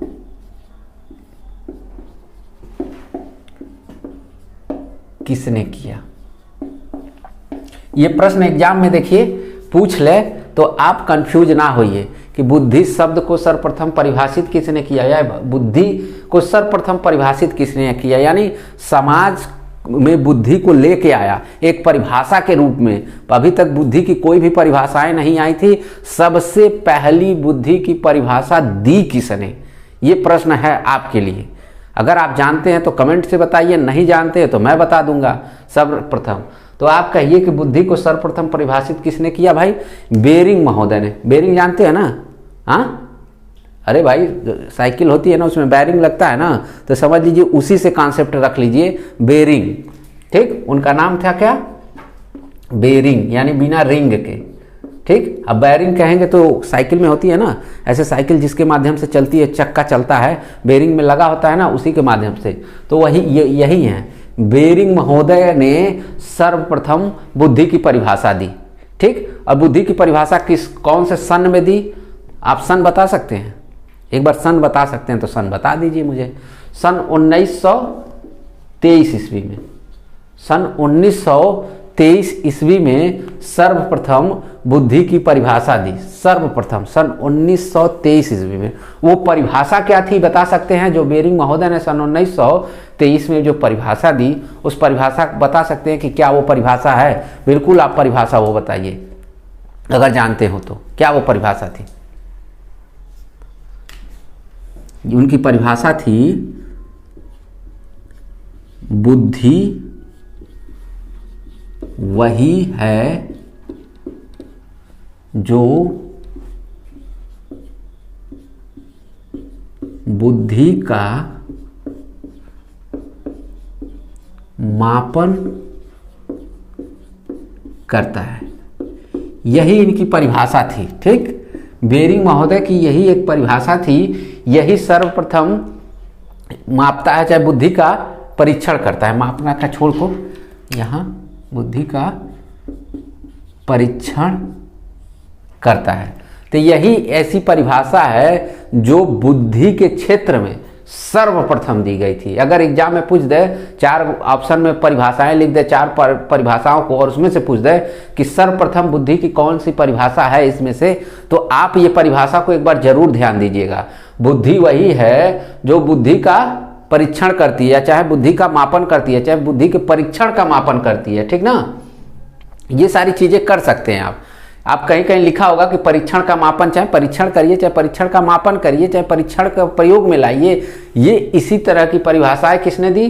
बेरिंग महोदय ने। कौन से सन में? सन 1923 ईस्वी में। लेकिन ये तो परिभाषा की बात हो गई। लेकिन बुद्धि में सर्वप्रथम अपना प्रयोग के माध्यम से बुद्धि का सर्वप्रथम सिद्धांत किसने दिया? बुद्धि का सर्वप्रथम सिद्धांत किसने दिया? एक एक को समझते चलते हैं, जिससे ये कोई भी एग्जाम में प्रश्न आए तो आप उसको क्रैक कर सकें बिल्कुल आसान से शब्दों में। तो प्रश्न मेरा यही है कि बुद्धि का सर्वप्रथम सिद्धांत किसने दिया और कौन से सन में दिया? बुद्धि का सर्वप्रथम सिद्धांत, चाहे नियम कहिए, किसने दिया? बताइए जल्दी। बुद्धि का सर्वप्रथम सिद्धांत या नियम किसने दिया? तो आप यहां पे कहेंगे बीने महोदय ने। बीने महोदय, बीने। ठीक, ये बीने महोदय हैं जो साइमन है ना, बीने साइमन कहा जाता है ना, तो साइमन जो था इन्हीं बीने का शिष्य था। और जो इन्होंने परिभाषाएं दी सन 1905 ईस्वी में, परिभाषाएं कह रहे हैं, सिद्धांत। परिभाषा तो सन 1923 ईस्वी में आई थी बुद्धि की, लेकिन अगर सिद्धांत की बात करें तो सिद्धांत सबसे पहले विनय महोदय ने दिया था सन 1905 ईस्वी में। सिद्धांत देखिए अलग है, परिभाषा अलग है। परिभाषा को मैंने लिख भी दिया है, इसका सिद्धांत, इसके सिद्धांत को, विनय के सिद्धांत को किस नाम से जानते हैं? प्रश्न पूछ दे कि जो सर्वप्रथम बुद्धि के सिद्धांत दिया गया था उसके सिद्धांत का नाम क्या था, आप बताइए। तो इसको कहते हैं एक कारक सिद्धांत। क्या कहते हैं? एक कारक सिद्धांत। क्या कहते हैं? एक कारक सिद्धांत। इनके सबसे पहले सिद्धांत जो उन्होंने दिया उसका नाम था एक कारक सिद्धांत। अगर इनके सिद्धांत को किसी अन्य नाम से दिया जाए तो कार्य विश्लेषण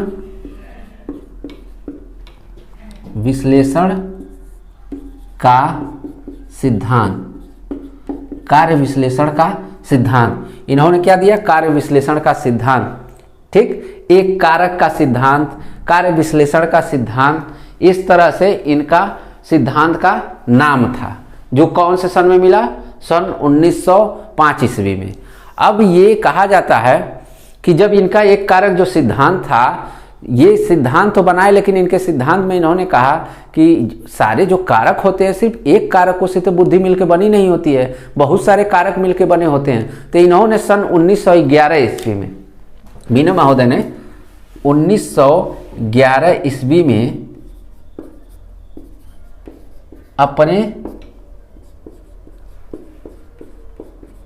अपने सिद्धांत में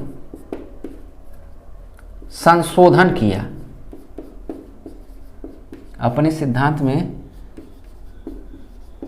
संशोधन किया सन 1911 ईस्वी में। प्रश्न यही पूछता है कि वो कौन सा सिद्धांत है विनय जी का, चाहे किस मनोवैज्ञानिक का, कि जिसमें संशोधन करने की आवश्यकता पड़ी।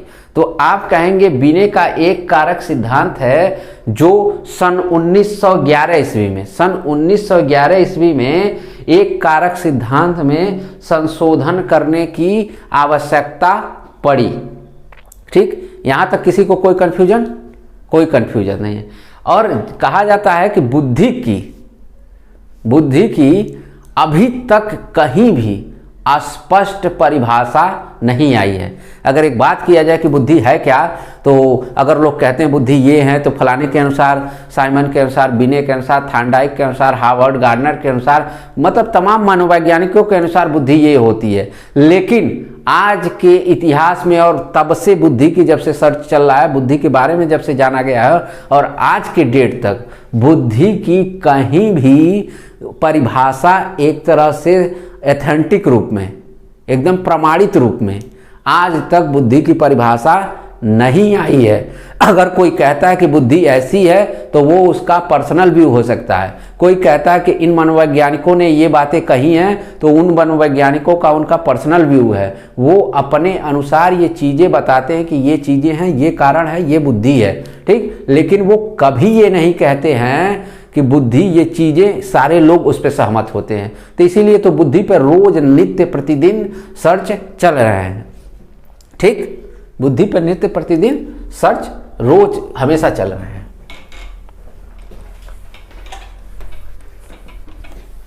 क्लास में बिल्कुल जुड़े रहिएगा, लास्ट तक आपका कोई भी ऐसा प्रश्न नहीं होगा जो एग्जाम में आए छूट जाए। ऐसा कोई प्रश्न नहीं होगा जो एग्जाम में आए और छूट जाए। कहा जाता है कि बुद्धि मूर्त होती है कि अमूर्त होती है? आप बताइए, बुद्धि मूर्त रूप में जानी जाती है कि अमूर्त रूप में? अभी थोड़ी देर पहले मैंने इसका उत्तर दिया कि बुद्धि जो है ये अमूर्त रूप में जानी जाती है। बुद्धि क्या है? अमूर्त रूप में बुद्धि होती है। किस रूप में होती है? अमूर्त रूप में बुद्धि होती है।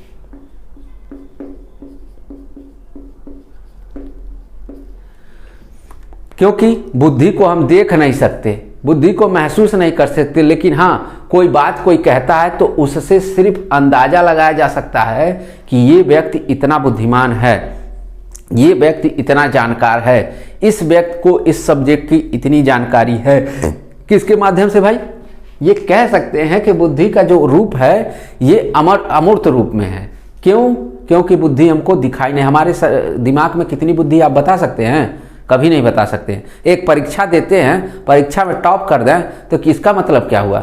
दुनिया के सारा का सारा ज्ञान हमारे, वो तो हम परीक्षा टॉप करते हैं ना, ये नहीं कर सकते कि परीक्षा टॉप करने से आपका विवेक का पता लगाया जा सकता है। आप 10 किस्म की परीक्षा दी जाए और 10 फील्ड की परीक्षा दी जाए और 10 में आप टॉप करते हैं, तब भी कोई ये नहीं कह सकता है कि बुद्धि को हमने जान लिया, समझ लिया और अच्छे से जानते हैं, क्योंकि बुद्धि एक अमूर्त रूप में है जो आपको दिखाई नहीं देती है। बस उसको किसी कार्य के माध्यम से उसको आप समझ सकते हैं, जान सकते हैं, बता सकते हैं, लेकिन कहीं भी एथेंटिक रूप से उस कार्य को नहीं कह सकते हैं, क्योंकि कहा जाता है बुद्धि व्यापक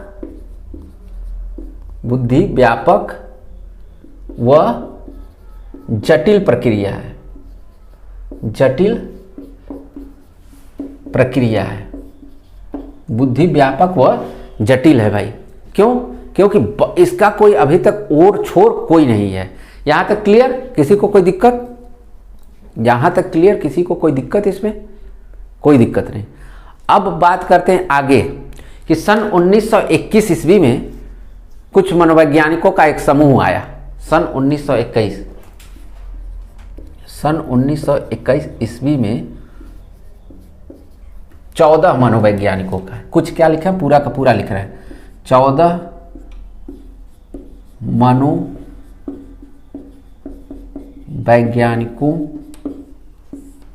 का एक समूह, 14 मनोवैज्ञानिकों का एक समूह आता है 1921 ईस्वी में, जो बताता है कि बुद्धि क्या है। बुद्धि क्या है? तो 14 मनोवैज्ञानिक जब अपनी अपनी बात कहते हैं तो किसी किताब के माध्यम से, किसी जर्नल के माध्यम से कहे होंगे, तभी तो लोगों के बीच पहुंचा होगा कि आपस में बैठे खाए पिए और चल दिए। हाँ, अगर आपस में बैठे बात किए तभी तो पता चला होगा। तो इसमें कहा जाता है कि journal of education psychology, journal of educational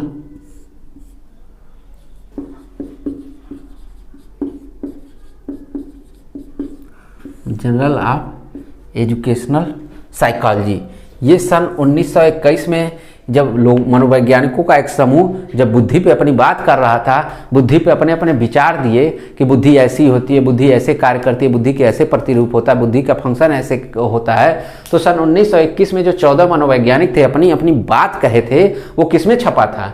journal of education psychology. ये कहाँ है? ये अमेरिका में है। ये कहाँ है? अमेरिका में एक संघ है, उसी के अंतर्गत ये फंक्शन करता है। तो उसी के एक जर्नल में ये छपा था कि बुद्धि अपने अपने ढंग से कार्य करती है और 14 मनोवैज्ञानिकों ने अपनी अपनी बात कही थी। ठीक, यहाँ तक कोई दिक्कत? यहाँ तक कोई दिक्कत नहीं। अब बात करते हैं बुद्धि की जो अलग अलग, पहले सबसे पहले जो बुद्धि की परिभाषाएं आई पहले, फिर दूसरे स्टेज पे बुद्धि की जो परिभाषाएं आई और तीसरे स्टेज पे बुद्धि की जो परिभाषाएं आई, उनमें किस तरह के व्यू रखे गए थे। परिभाषाएं तो बहुत आई उसके बाद से, लेकिन उसमें किस तरह की बातें, पहले समय में जो परिभाषाएं आई उसमें किस तरह की बातें रखी गई, दूसरे समय में अभी मैं लिख के बता दे रहा हूं, आप उसको और आसानी से शब्दों से समझ लेंगे। शुरुआत में जो सबसे पहले परिभाषा है, यानी फर्स्ट रूप में बहुत सारी परिभाषाएं आई। फर्स्ट रूप में जो पहले परिभाषाएं आई उसमें क्या कहा गया था, किस तरह की परिभाषाएं शुरुआत में आ रही थी। जो फर्स्ट कहिए कि सबसे पहले जो बुद्धि के बारे में परिभाषाएं आ रही थी, तो उसमें किस तरह की बातें कही जा रही थी। प्रश्न आपसे यही पूछ दिया था कि जो सर्वप्रथम बुद्धि की परिभाषाएं सर्वप्रथम आ रही थी, उसमें किस बात पर ज़्यादा फोकस था, चाहे किस पे ज़्यादा चर्चा की गई थी। तो आप एक तरह से उत्तर निरुत्तर हो जा रहे थे कि भाई ये तो हम कहीं पढ़ा ही नहीं, कहीं हमने जाना ही नहीं, इस तरह का आज तक किसी ने टीचर ने बताया ही नहीं, तो जानेंगे भैया क्या। उनको तो पढ़ाना लिखाना उतने है भाई, वो यूथ कंपटीशन लेके पढ़ाते हैं, वो फलाने किताब लेके पढ़ाते हैं कि क्वेश्चन देखा, क्वेश्चन देख के जाके वो रट के वो क्लास में बताते हैं। भैया अगर इस तरह से बताना हो तो मुझे तो लगता है कि 20-25 मिनट में क्लास में तो ओवर कर दूंगा, क्योंकि बस वही चीज़ें मैं बोलूँगा जो अब मुझे आपको समझाना है कि परीक्षा में आपका ज्ञान अस्थायी रूप से रहे। ठीक, तो इसमें जो पहली परिभाषा है उसमें कहा गया कि वातावरण के साथ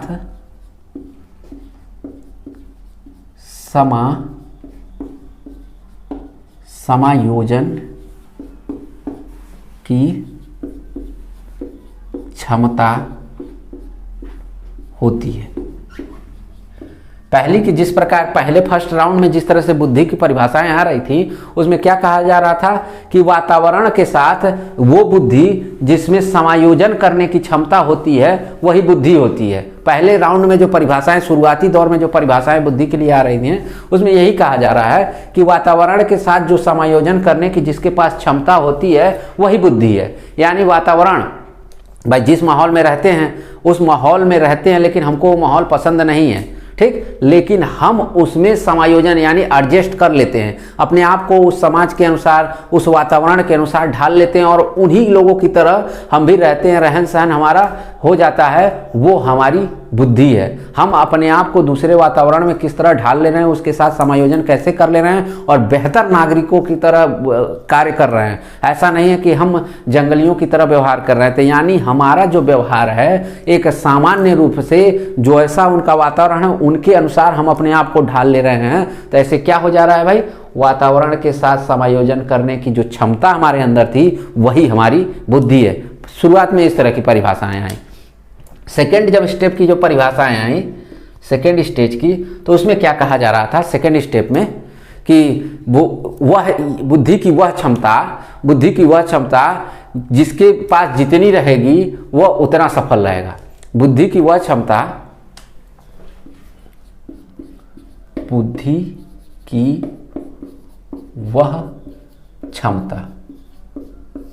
यानी बुद्धि की वह क्षमता जिसके पास जितना रहेगा वो उतना सफल होगा। जैसे कह सकते हैं बुद्धिमान, उसको उस व्यक्ति को क्या कह सकते हैं, बुद्धिमान। सेकेंड राउंड की परिभाषाओं में देख लीजिए बुद्धि की वह क्षमता से ये कहने का मेरा तात्पर्य है कि वातावरण के साथ समायोजन की जो क्षमता होती है, यानी जिसके पास वातावरण में समायोजन करने की जितनी अधिक क्षमता होगी, जितना अधिक क्षमता होगा वो व्यक्ति उतना ही सफल माना जाता है। जिसको एक तरह से कहा जाए कि बड़ा ही बुद्धिमान व्यक्ति है, वो किसी भी परिस्थितियों में अपने आप को ढाल लेता है, उसको ये बहुत वक्त नहीं लेता है। आजकल की शादियों में देखते होंगे भाई, एक दुल्हन दूसरे के घर जाती है ना, शादी करके लोग लेके जाते हैं ना दुल्हन को, तो वो क्या करती है, एक परिवार को छोड़ के दूसरे परिवार के साथ समायोजन बैठाती है कि नहीं बैठाती है भाई, समायोजन तो ही बैठाती है। तो वो जितने परिवार के साथ जितना बढ़िया समायोजन बैठाएगी वो परिवार क्या होगा, वो उतना ही परिवार सफल होगा और वो खुद भी बहुत ज़्यादा सफल मानी जाएगी। लेकिन वही घर में जाने के बाद तांडव शुरू कर दे तो क्या उसके साथ परिवार के साथ समायोजन बैठा पाई, यानी नहीं, वो उतनी सफल नहीं मानी जाएगी जितना उससे अपेक्षा की जाती थी कि घर आएगी, बहू आएगी तो सारे परिवार को संभाल लेगी, सारा परिवार हमारा अच्छे से चलता रहेगा, सारे लोगों को अच्छे से सारी चीज़ें समयानुसार होती रहेंगी बहू के आने से। लेकिन वही चीज़ें उसका परिवार के साथ उसके वातावरण के साथ वो समायोजन नहीं कर पाती है और क्या होगा, वो उतनी सफल नहीं हो पाएगी। लेकिन जो बहू जिस परिवार के साथ जाएगी और जितने अच्छे ढंग से समायोजन करेगी उस वातावरण के साथ, वो उतनी ही सफल मानी जाएगी। तो ठीक वही बात है, बुद्धि की वह क्षमता जिसके पास जितना रहेगा, यानी समायोजन वातावरण के साथ समायोजन करने की जितनी क्षमता होगी वो उतना ही सफल माना जाएगा। जैसे उसको कह सकते हैं बुद्धिमान व्यक्ति। ठीक, अब तीसरे वाले जो परिभाषाएं आ रही हैं, जो तीसरे राउंड की जब परिभाषाएं आई थर्ड में, उसमें क्या कहा गया, उसमें कहा गया कि बुद्धि अमूर्त करने की क्षमता है, बुद्धि को अमूर्त करने की क्षमता, बुद्धि अमूर्त करने की क्षमता, यानी बुद्धि को हम देख नहीं सकते हैं लेकिन उसका प्रयोग हम जितना अधिक करते हैं, यानी बुद्धि हमारे अमूर्त रूप में मैंने थोड़ी देर पहले बताया, तो बुद्धि का प्रयोग हम जितना अधिक करते हैं, जितना अधिक से अधिक करते हैं, वो हमारी बुद्धि उतनी ही तीव्र होती है। यानी बुद्धि यहाँ पे माना जाएगा कि बुद्धि जो होगी बहुत तीव्र होगी। यानी जिसके पास हमारी बुद्धि को प्रयोग करने का तरीका आ गया, ठीक, हमारे बुद्धि में किस सिचुएशन में है, किस वातावरण में, किस परिस्थितियों में है और क्या करना है क्या नहीं करना है, अगर बुद्धि में अमूर्त करने की हमारे पास क्षमता आ जाए तो हम क्या बनेंगे, बहुत ही बुद्धि बहुत ही तीव्र होगी। तभी हम हर जगह हर परिस्थितियों में हर क्षमता के अनुसार 10-10 सेकंड में अपने आप को बदल लेंगे। 10-10 सेकंड में, मतलब अभी मैं बोल रहा हूँ, अभी थोड़ी देर में रोने लगूंगा, अभी थोड़ी देर में हंसने लगूंगा, अभी थोड़ी देर में चिल्लाने लगूंगा। वो जिसके पास जिस तरह की कला होती है वो क्या होगी, वो अमूर्त रूप में होगी, वो उतना ही सफल माना जाएगा। यहाँ पर तो सिर्फ बुद्धिमान होगा, लेकिन अगर यहाँ दोनों परिभाषाओं को इसमें जोड़ दिया जाए तो इन दोनों के साथ जो कार्य हो रहा है वो अगर उसके साथ बुद्धि बहुत तीव्र गति से कार्य कर रही है, बहुत तेजी के साथ, यानी कहा जाए कि बुद्धि को अमूर्त करने की क्षमता, यानी आप बुद्धि तो किसी के ऊपर दिखाई दे नहीं रही है, आप उसका प्रयोग जिस तरह से तेजी के साथ करते हैं, क्विक करते हैं, तुरंत अभी ये काम करना है ऐसे करो हो जाएगा, ये गड़बड़ी है इसको ऐसे करो हो जाएगा। मतलब आप कितना जल्दी क्विक रिस्पांस दे रहे हैं, किसी समस्या को कितना जल्दी निपटा रहे हैं, किसी व्यवस्था को कितनी जल्दी अच्छे से कर रहे हैं, यही आपकी अमूर्त करने की क्षमता के अंतर्गत आता है, ठीक। और एक बार एग्जाम में 2 शब्दावली पूछ ली थी, 2 शब्दावली, उन शब्दावलियों को मैं जानना चाहूँगा आपसे कि क्या उस शब्दावली से आप परिचित हैं। अगर उस शब्दावली से अगर परिचित हैं, बहुत वो शब्दावली है तैथिक आय और एक है मानसिक आय। तैथिक आय, मानसिक आय। अब ये दोनों क्या होता है भाई, तैथिक आयु क्या होता है, मानसिक आयु क्या होती है, आप बताइए। अगर इस शब्दावली से आप परिचित हैं, बिल्कुल आप परिचित हैं तो बताइए तैथिक आयु क्या होती है, तैथिक बताइए। एग्जाम में यही शब्द पूछ दिया था, उसके आगे एक लाइन लिख दिया था, वही आपको क्लिक करना था। तैथिक आयु होती क्या है, तो इसलिए मैंने इस शब्द को रखा कि भाई इस शब्द से आप परिचित रहें। जन्म से आज तक का समय, यानी जब आप जन्म लिए होंगे, जन्म से आज तक का समय, जन्म से आज तक का समय क्या कहलाया, तैथिक आयु कहलाया।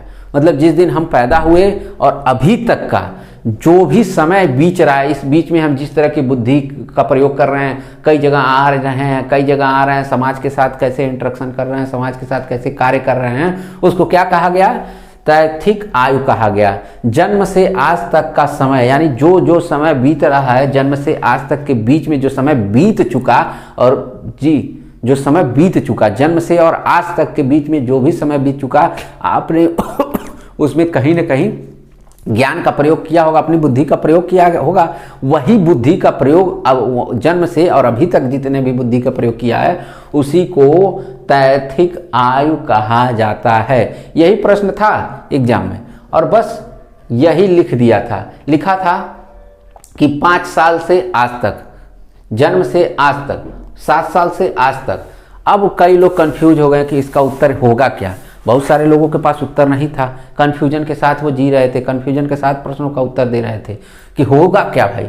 लेकिन उत्तर क्या मिला, जन्म से आज तक के समय के बीच हमने जितनी बार बुद्धि का प्रयोग किया वो हमारे लिए तैथिक आयु कहलाई। अब बात करते हैं मानसिक आयु। मानसिक आयु को क्या कहते हैं, इसने सर्वप्रथम मानसिक आयु के बारे में बताया। सर्वप्रथम किसी के सामने मानसिक आयु आया तो मानसिक आयु का कार्य क्या है। सबसे पहला शारीरिक माप, दूसरा बुद्धि का माप, तीसरा व्यक्तित्व का माप, चौथा इनमें से सभी। क्या उत्तर देंगे यहाँ पे? इनमें से क्या उत्तर देंगे आप? तो ये मानसिक आयु का संप्रत्यय सर्वप्रथम बीने महोदय ने ही दिया था ना। बीने महोदय ने सर्वप्रथम मानसिक आयु का संप्रत्यय बीने महोदय ने दिया था। अब बीने महोदय ने जब दिया था तो ये किस रूप में दिया था? बुद्धि को मापने की एक मापनी, बुद्धि मापन करने की जो मापनी होती है वो, कि इस तरह से भी बुद्धि का मापन किया जा सकता है। यानी मानसिक आयु किसके लिए बना था? बुद्धि मापन के लिए। प्रश्न आपसे यही पूछेगा कि बुद्धि जो मानसिक आयु है क्या किसके लिए, किस कार्य के लिए बनी थी? तो आप यही कहेंगे बुद्धि मापन के लिए। ये नहीं कहेंगे कि व्यक्तित्व मापन के लिए, शारीरिक मापन के लिए। ठीक, आप यही कहेंगे मानसिक बुद्धि मापने के लिए ही आपका उत्तर होगा। तो ये शब्दावली जरूर ध्यान रखिएगा, इन शब्दावली से जरूर एक बार परिचित हो लीजिएगा कि जिससे आपको किसी प्रकार की कोई समस्याएं न आए। यहाँ तक अभी तक सारे लोगों को सब कुछ क्लियर, एकदम डिट्टो, किसी को कोई दिक्कत, सब कुछ क्लियर? ठीक, अब बात करते हैं कि बुद्धि के प्रकार की। बुद्धि के प्रकार।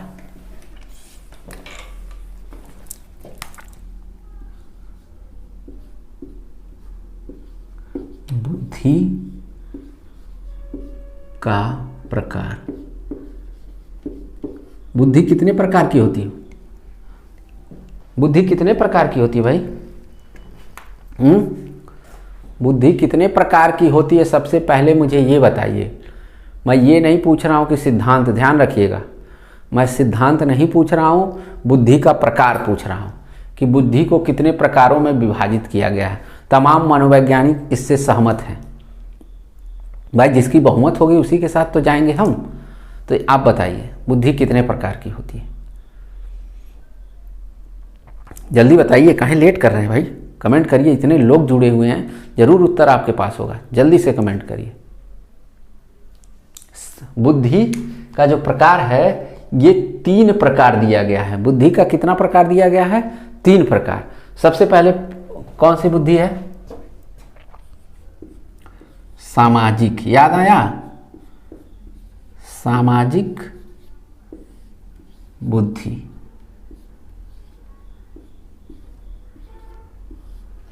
दूसरा स्थूल बुद्धि। तीसरा अमूर्त बुद्धि।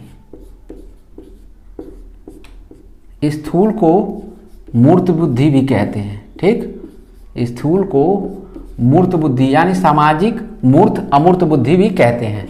ये 3 प्रकार की बुद्धि के बारे में बताया गया।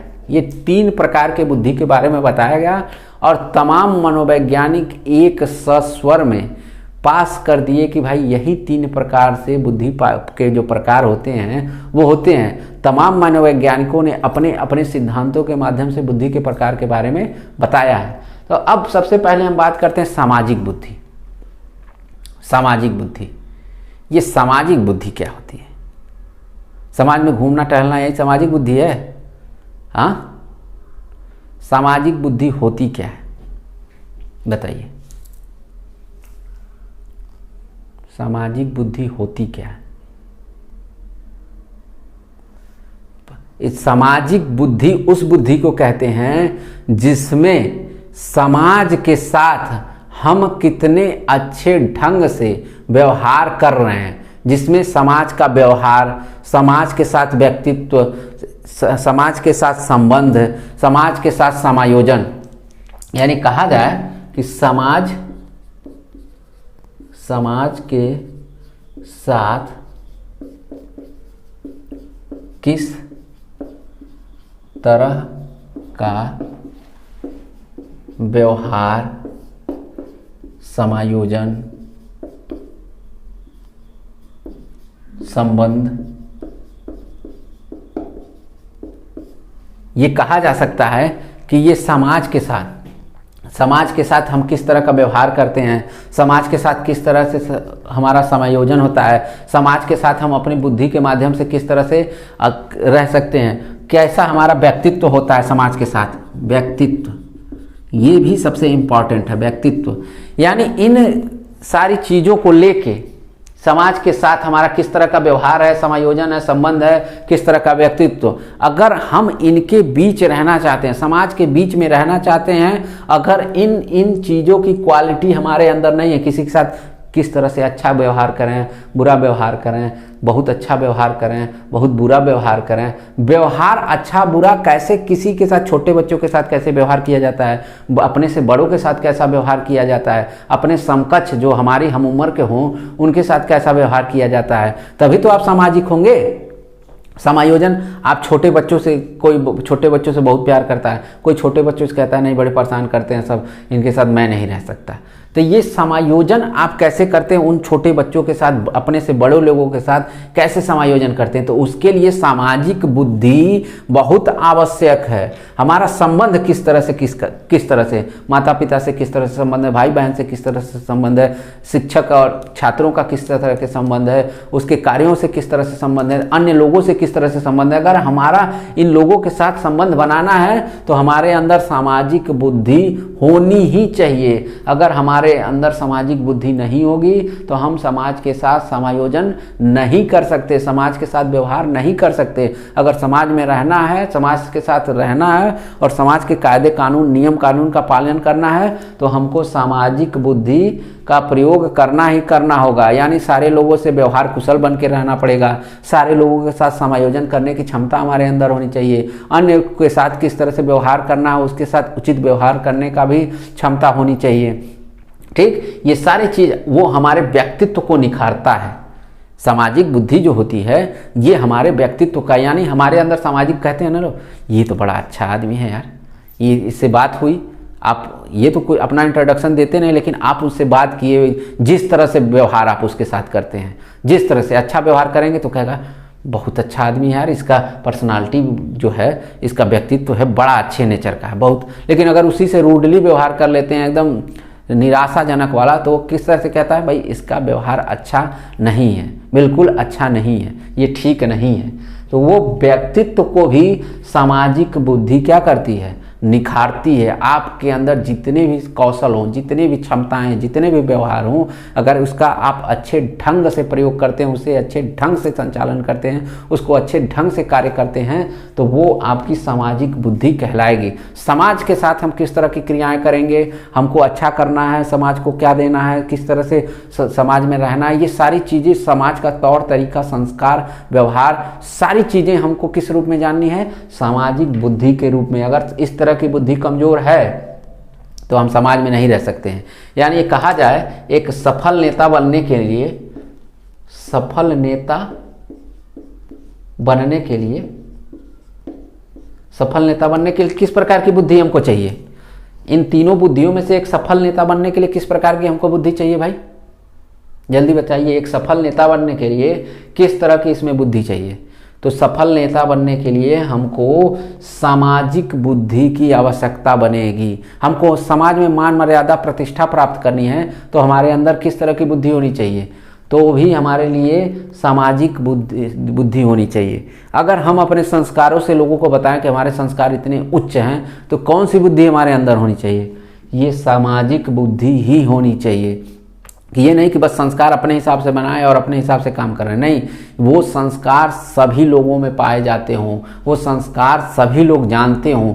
अब उन संस्कारों का प्रयोग आप कितने अच्छे ढंग से करते हैं, वो किसके लिए? सामाजिक बुद्धि के लिए। ठीक, यहाँ तक क्लियर? सामाजिक बुद्धि में किसी को कोई समस्या तो एक बार कमेंट के माध्यम से बताएं कि किसी को भी सामाजिक बुद्धि में किसी भी प्रकार की कोई समस्या हो तो बताएं। सामाजिक बुद्धि। अब आते हैं स्थूल बुद्धि या मूर्त बुद्धि। स्थूल बुद्धि या मूर्त बुद्धि कहते हैं। ठीक, अब स्थूल बुद्धि क्या होती है, स्थूल बुद्धि क्या होती है, चाहे मूर्त बुद्धि क्या होती है? इसमें कहा जाता है कि विभिन्न वस्तुओं को समझने व उनका प्रयोग करने, विभिन्न वस्तुओं विभिन्न वस्तुओं को समझने व उनका प्रयोग करने, हम कह सकते हैं कि स्थूल बुद्धि के अंतर्गत विभिन्न वस्तुओं को समझने, उनका प्रयोग करने, जो वास्तविक स्थिति में, जो वास्तविक स्थिति में किया जाता है, जो वास्तविक स्थिति में किया जाता है। भाई क्या किया जाता है? इनका अनुकूलन बैठाया जाता है। मतलब वास्तविक स्थिति में आप किस तरह से अनुकूलन बैठा देते हैं, अनुकूलन बैठाने के लिए,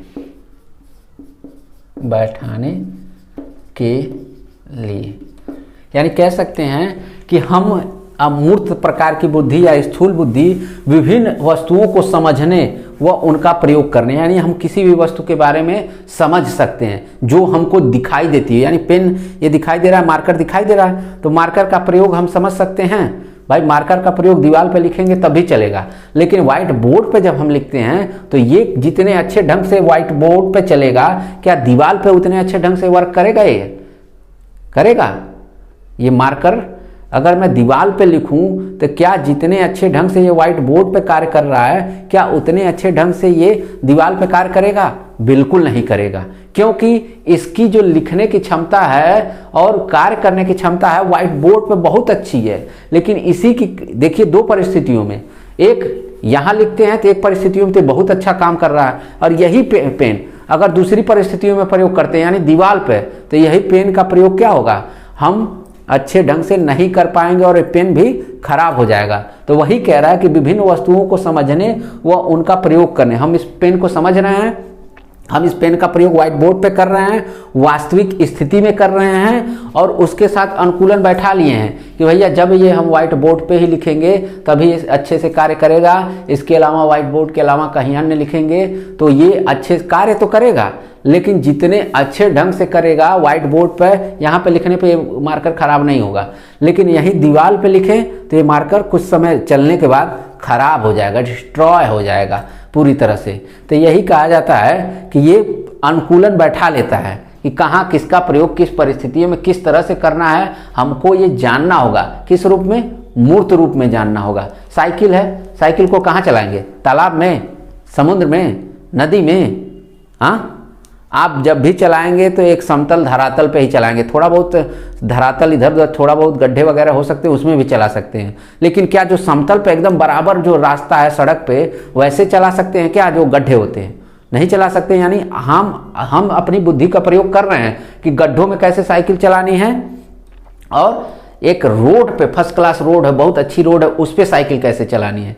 तो यहाँ पे हम वास्तविक स्थिति का अपने बुद्धि का प्रयोग कर रहे हैं, मूर्त रूप में कर रहे हैं, यानी हमको रोड दिखाई दे रहा है, गड्ढे भी दिखाई दे रहे हैं। अब हम दोनों के बीच कैसे अनुकूलन बैठा रहे हैं कि भाई गड्ढों में आराम से साइकिल चलानी चाहिए और सड़क एकदम अच्छी है, फ्लैट है, कोई गड्ढे नहीं है, तो उस पर साइकिल को हम दौड़ा सकते हैं। यानी परिस्थितियों के अनुसार, वास्तविक परिस्थितियों के अनुसार हम अपनी बुद्धि को कार्य में लाते हैं, उसको स्थूल बुद्धि या मूर्त बुद्धि कहते हैं।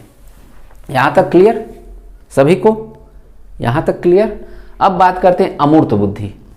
अब अमूर्त बुद्धि पर मैंने कई बार चर्चा कर लिया। अमूर्त, इससे आपको अब बोलने में दिक्कत नहीं होगी, एक बार बोल के बताइए कि अमूर्त बुद्धि क्या होती है, ये किसके अंदर पाई जाती है। ये कहा जाता है कि जो इस तरह की बुद्धि होती है ना, वो एक तरह से सफल जो व्यापारी होते हैं, सफल व्यापारियों में पाई जाती है। वो किसी भी परिस्थितियों के साथ, वास्तविक परिस्थितियों के साथ, कहते हैं ना कोई सामान खरीदने गए तो कहता है कि इतने रुपए लेंगे, फिर देखता है नहीं लेगा तो कुछ रेट कम कर लेता है, तो आपको पसंद आ जाता है, वो सामान खरीद लेते हैं। तो इस तरह की बुद्धि किसमें पाई जाएगी? सफल व्यापारियों में। जो व्यापारी लोग होते हैं उसमें इस तरह की बुद्धि अधिकाय मात्रा में। तीसरा अमूर्त बुद्धि।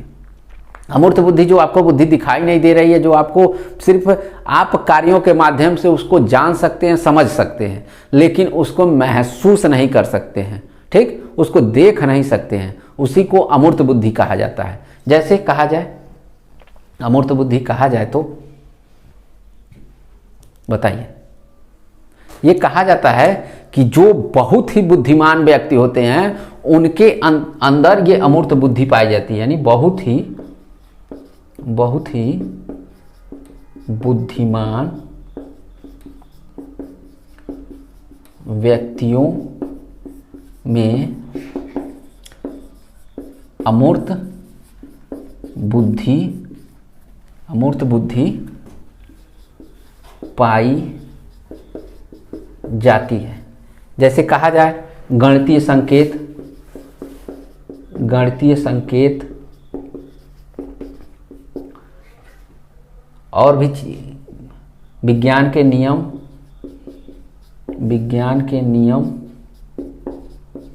सूत्र, जो गणितीय सूत्र होते हैं, ठीक, ये इस तरह के कार्य जो होते हैं वो पढ़ना लिखना तर्क करना, कहा जाए पढ़ना लिखना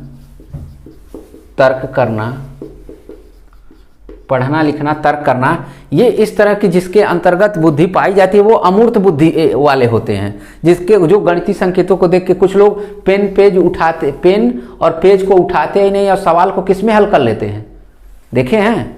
तुरंत जैसे ही सवाल को बोला गया वो तुरंत ही बिना पेन उठाए तुरंत उसी के साथ उत्तर बोल देते हैं। वो किस रूप में पाए जा रहे हैं भाई? अमूर्त बुद्धि उनके अंतर्गत सबसे ज़्यादा होती है। वो सबसे ज़्यादा, अगर अमूर्त बुद्धि किसके अंतर्गत, जो गणितीय संकेतों को तुरंत समझ लेते हैं, विज्ञान के नियमों को समझ लेते हैं, सूत्रों को समझ लेते हैं, पढ़ने लिखने और तर्क करने की क्षमता उनके अंतर्गत बहुत ज़्यादा होती है, जिससे वो अमूर्त बुद्धि के अंतर्गत आते हैं। वो उनके अंदर कोई भी समस्याएं होती हैं उसका बहुत जल्दी उसका निराकरण करने की क्षमता होती है। अन्य दोनों की अपेक्षा अगर कोई समस्या है तो उसको निराकरण सबसे ज्यादा कौन करेगा? तो अमूर्त बुद्धि वाला, क्योंकि ये सर्वोपरि बुद्धि मानी जाती है। और इस बुद्धि के अंतर्गत जो व्यक्ति होता है बहुत ज्ञानी व्यक्ति होता है, बहुत समझदार व्यक्ति होता है। इस तरह के बुद्धि रखने वाला व्यक्ति क्या बनेगा? वैज्ञानिक बनता है, चिंतक बनता है, कलाकार बनता है, ठीक। वो लोगों के भावों को समझ लेता है। कलाकार मैंने क्यों लिखा है? लोगों को भावों को समझता है, समझ लेता है कि कब कहाँ किस तरह से रोल करना है। उसके माध्यम से ये अमूर्त बुद्धि का वो प्रयोग करता है। वैज्ञानिक भाई, तमाम प्रकार के वैज्ञानिकों में इस तरह की बुद्धि पाई जाती है। बैठे बैठे सोच लेते हैं कि रॉकेट बनाना है तो उसका डिजाइन क्या हो, कितने वेग से जाए, ये चीज़ें कब वहाँ से छूटेंगे, उसके साथ जो साइड वाले पर होते हैं वो कब हटेंगे, किस तरह से हटेंगे, वहाँ जाने के बाद वो आराम से लैंड कर जाए किसी भी ग्रहों पे। वो सारी चीज़ें किस रूप में? अमूर्त रूप में। तब वो पेन उठा के उस पर खाका तैयार करके, लेआउट तैयार करके लोगों के बीच में लाते हैं और बताते हैं कि ये चीज़ें मेरा आइडिया है, इस पर काम किया जा सकता है। तो लोग पूछते हैं कार्य कैसे किया जाएगा, तो वो बताता है कि यहाँ ऐसे होगा। अपने पेन लिया ही रहता है, दिमाग में बैठाया रहता है और उसको लोगों को बता देता है। पेज लोगों को भी पसंद आता है। चिंतक बैठे बैठे बहुत सारे समस्याओं को हल करता है। साहित्यकार होते हैं, वो चिंतक होते हैं, विश्लेषक होते हैं। ये बैठे बैठे सोचते हैं कि कैसे कैसे कार्य होना। कलाकार बहुत सारे फिल्म के एक्टरों को देखे होंगे, वो इसी तरह की बुद्धि लेके रहते हैं कि कब रोल कैसे, एकदम रोल को हुबहू कहते हैं लग रहा था, हुबहू वही प्ले कर ही रहा है। किसी की बायोग्राफी होती है तो आपको लगता है हुबहू वही कर ही रहा है, ठीक। तो आई होप ये क्लास आप लोगों को बहुत अच्छे से समझ में आई होगी, बहुत अच्छे ढंग से समझ में आई होगी। मुझे नहीं लगता है कि ये बुद्धि, अब अगला जो पड़ाव होगा हमारा बुद्धि के जो सिद्धांत, उसके बारे में जानेंगे। तो आई होप ये क्लास आप लोगों को समझ में आ गई होगी, नोट्स बना लिए होंगे। तो अभी भी जितने लोगों ने वीडियो को नहीं दिया दोबारा देख लीजिएगा, और जिन लोगों ने सब्सक्राइब नहीं किया सब्सक्राइब कर लीजिएगा। धन्यवाद।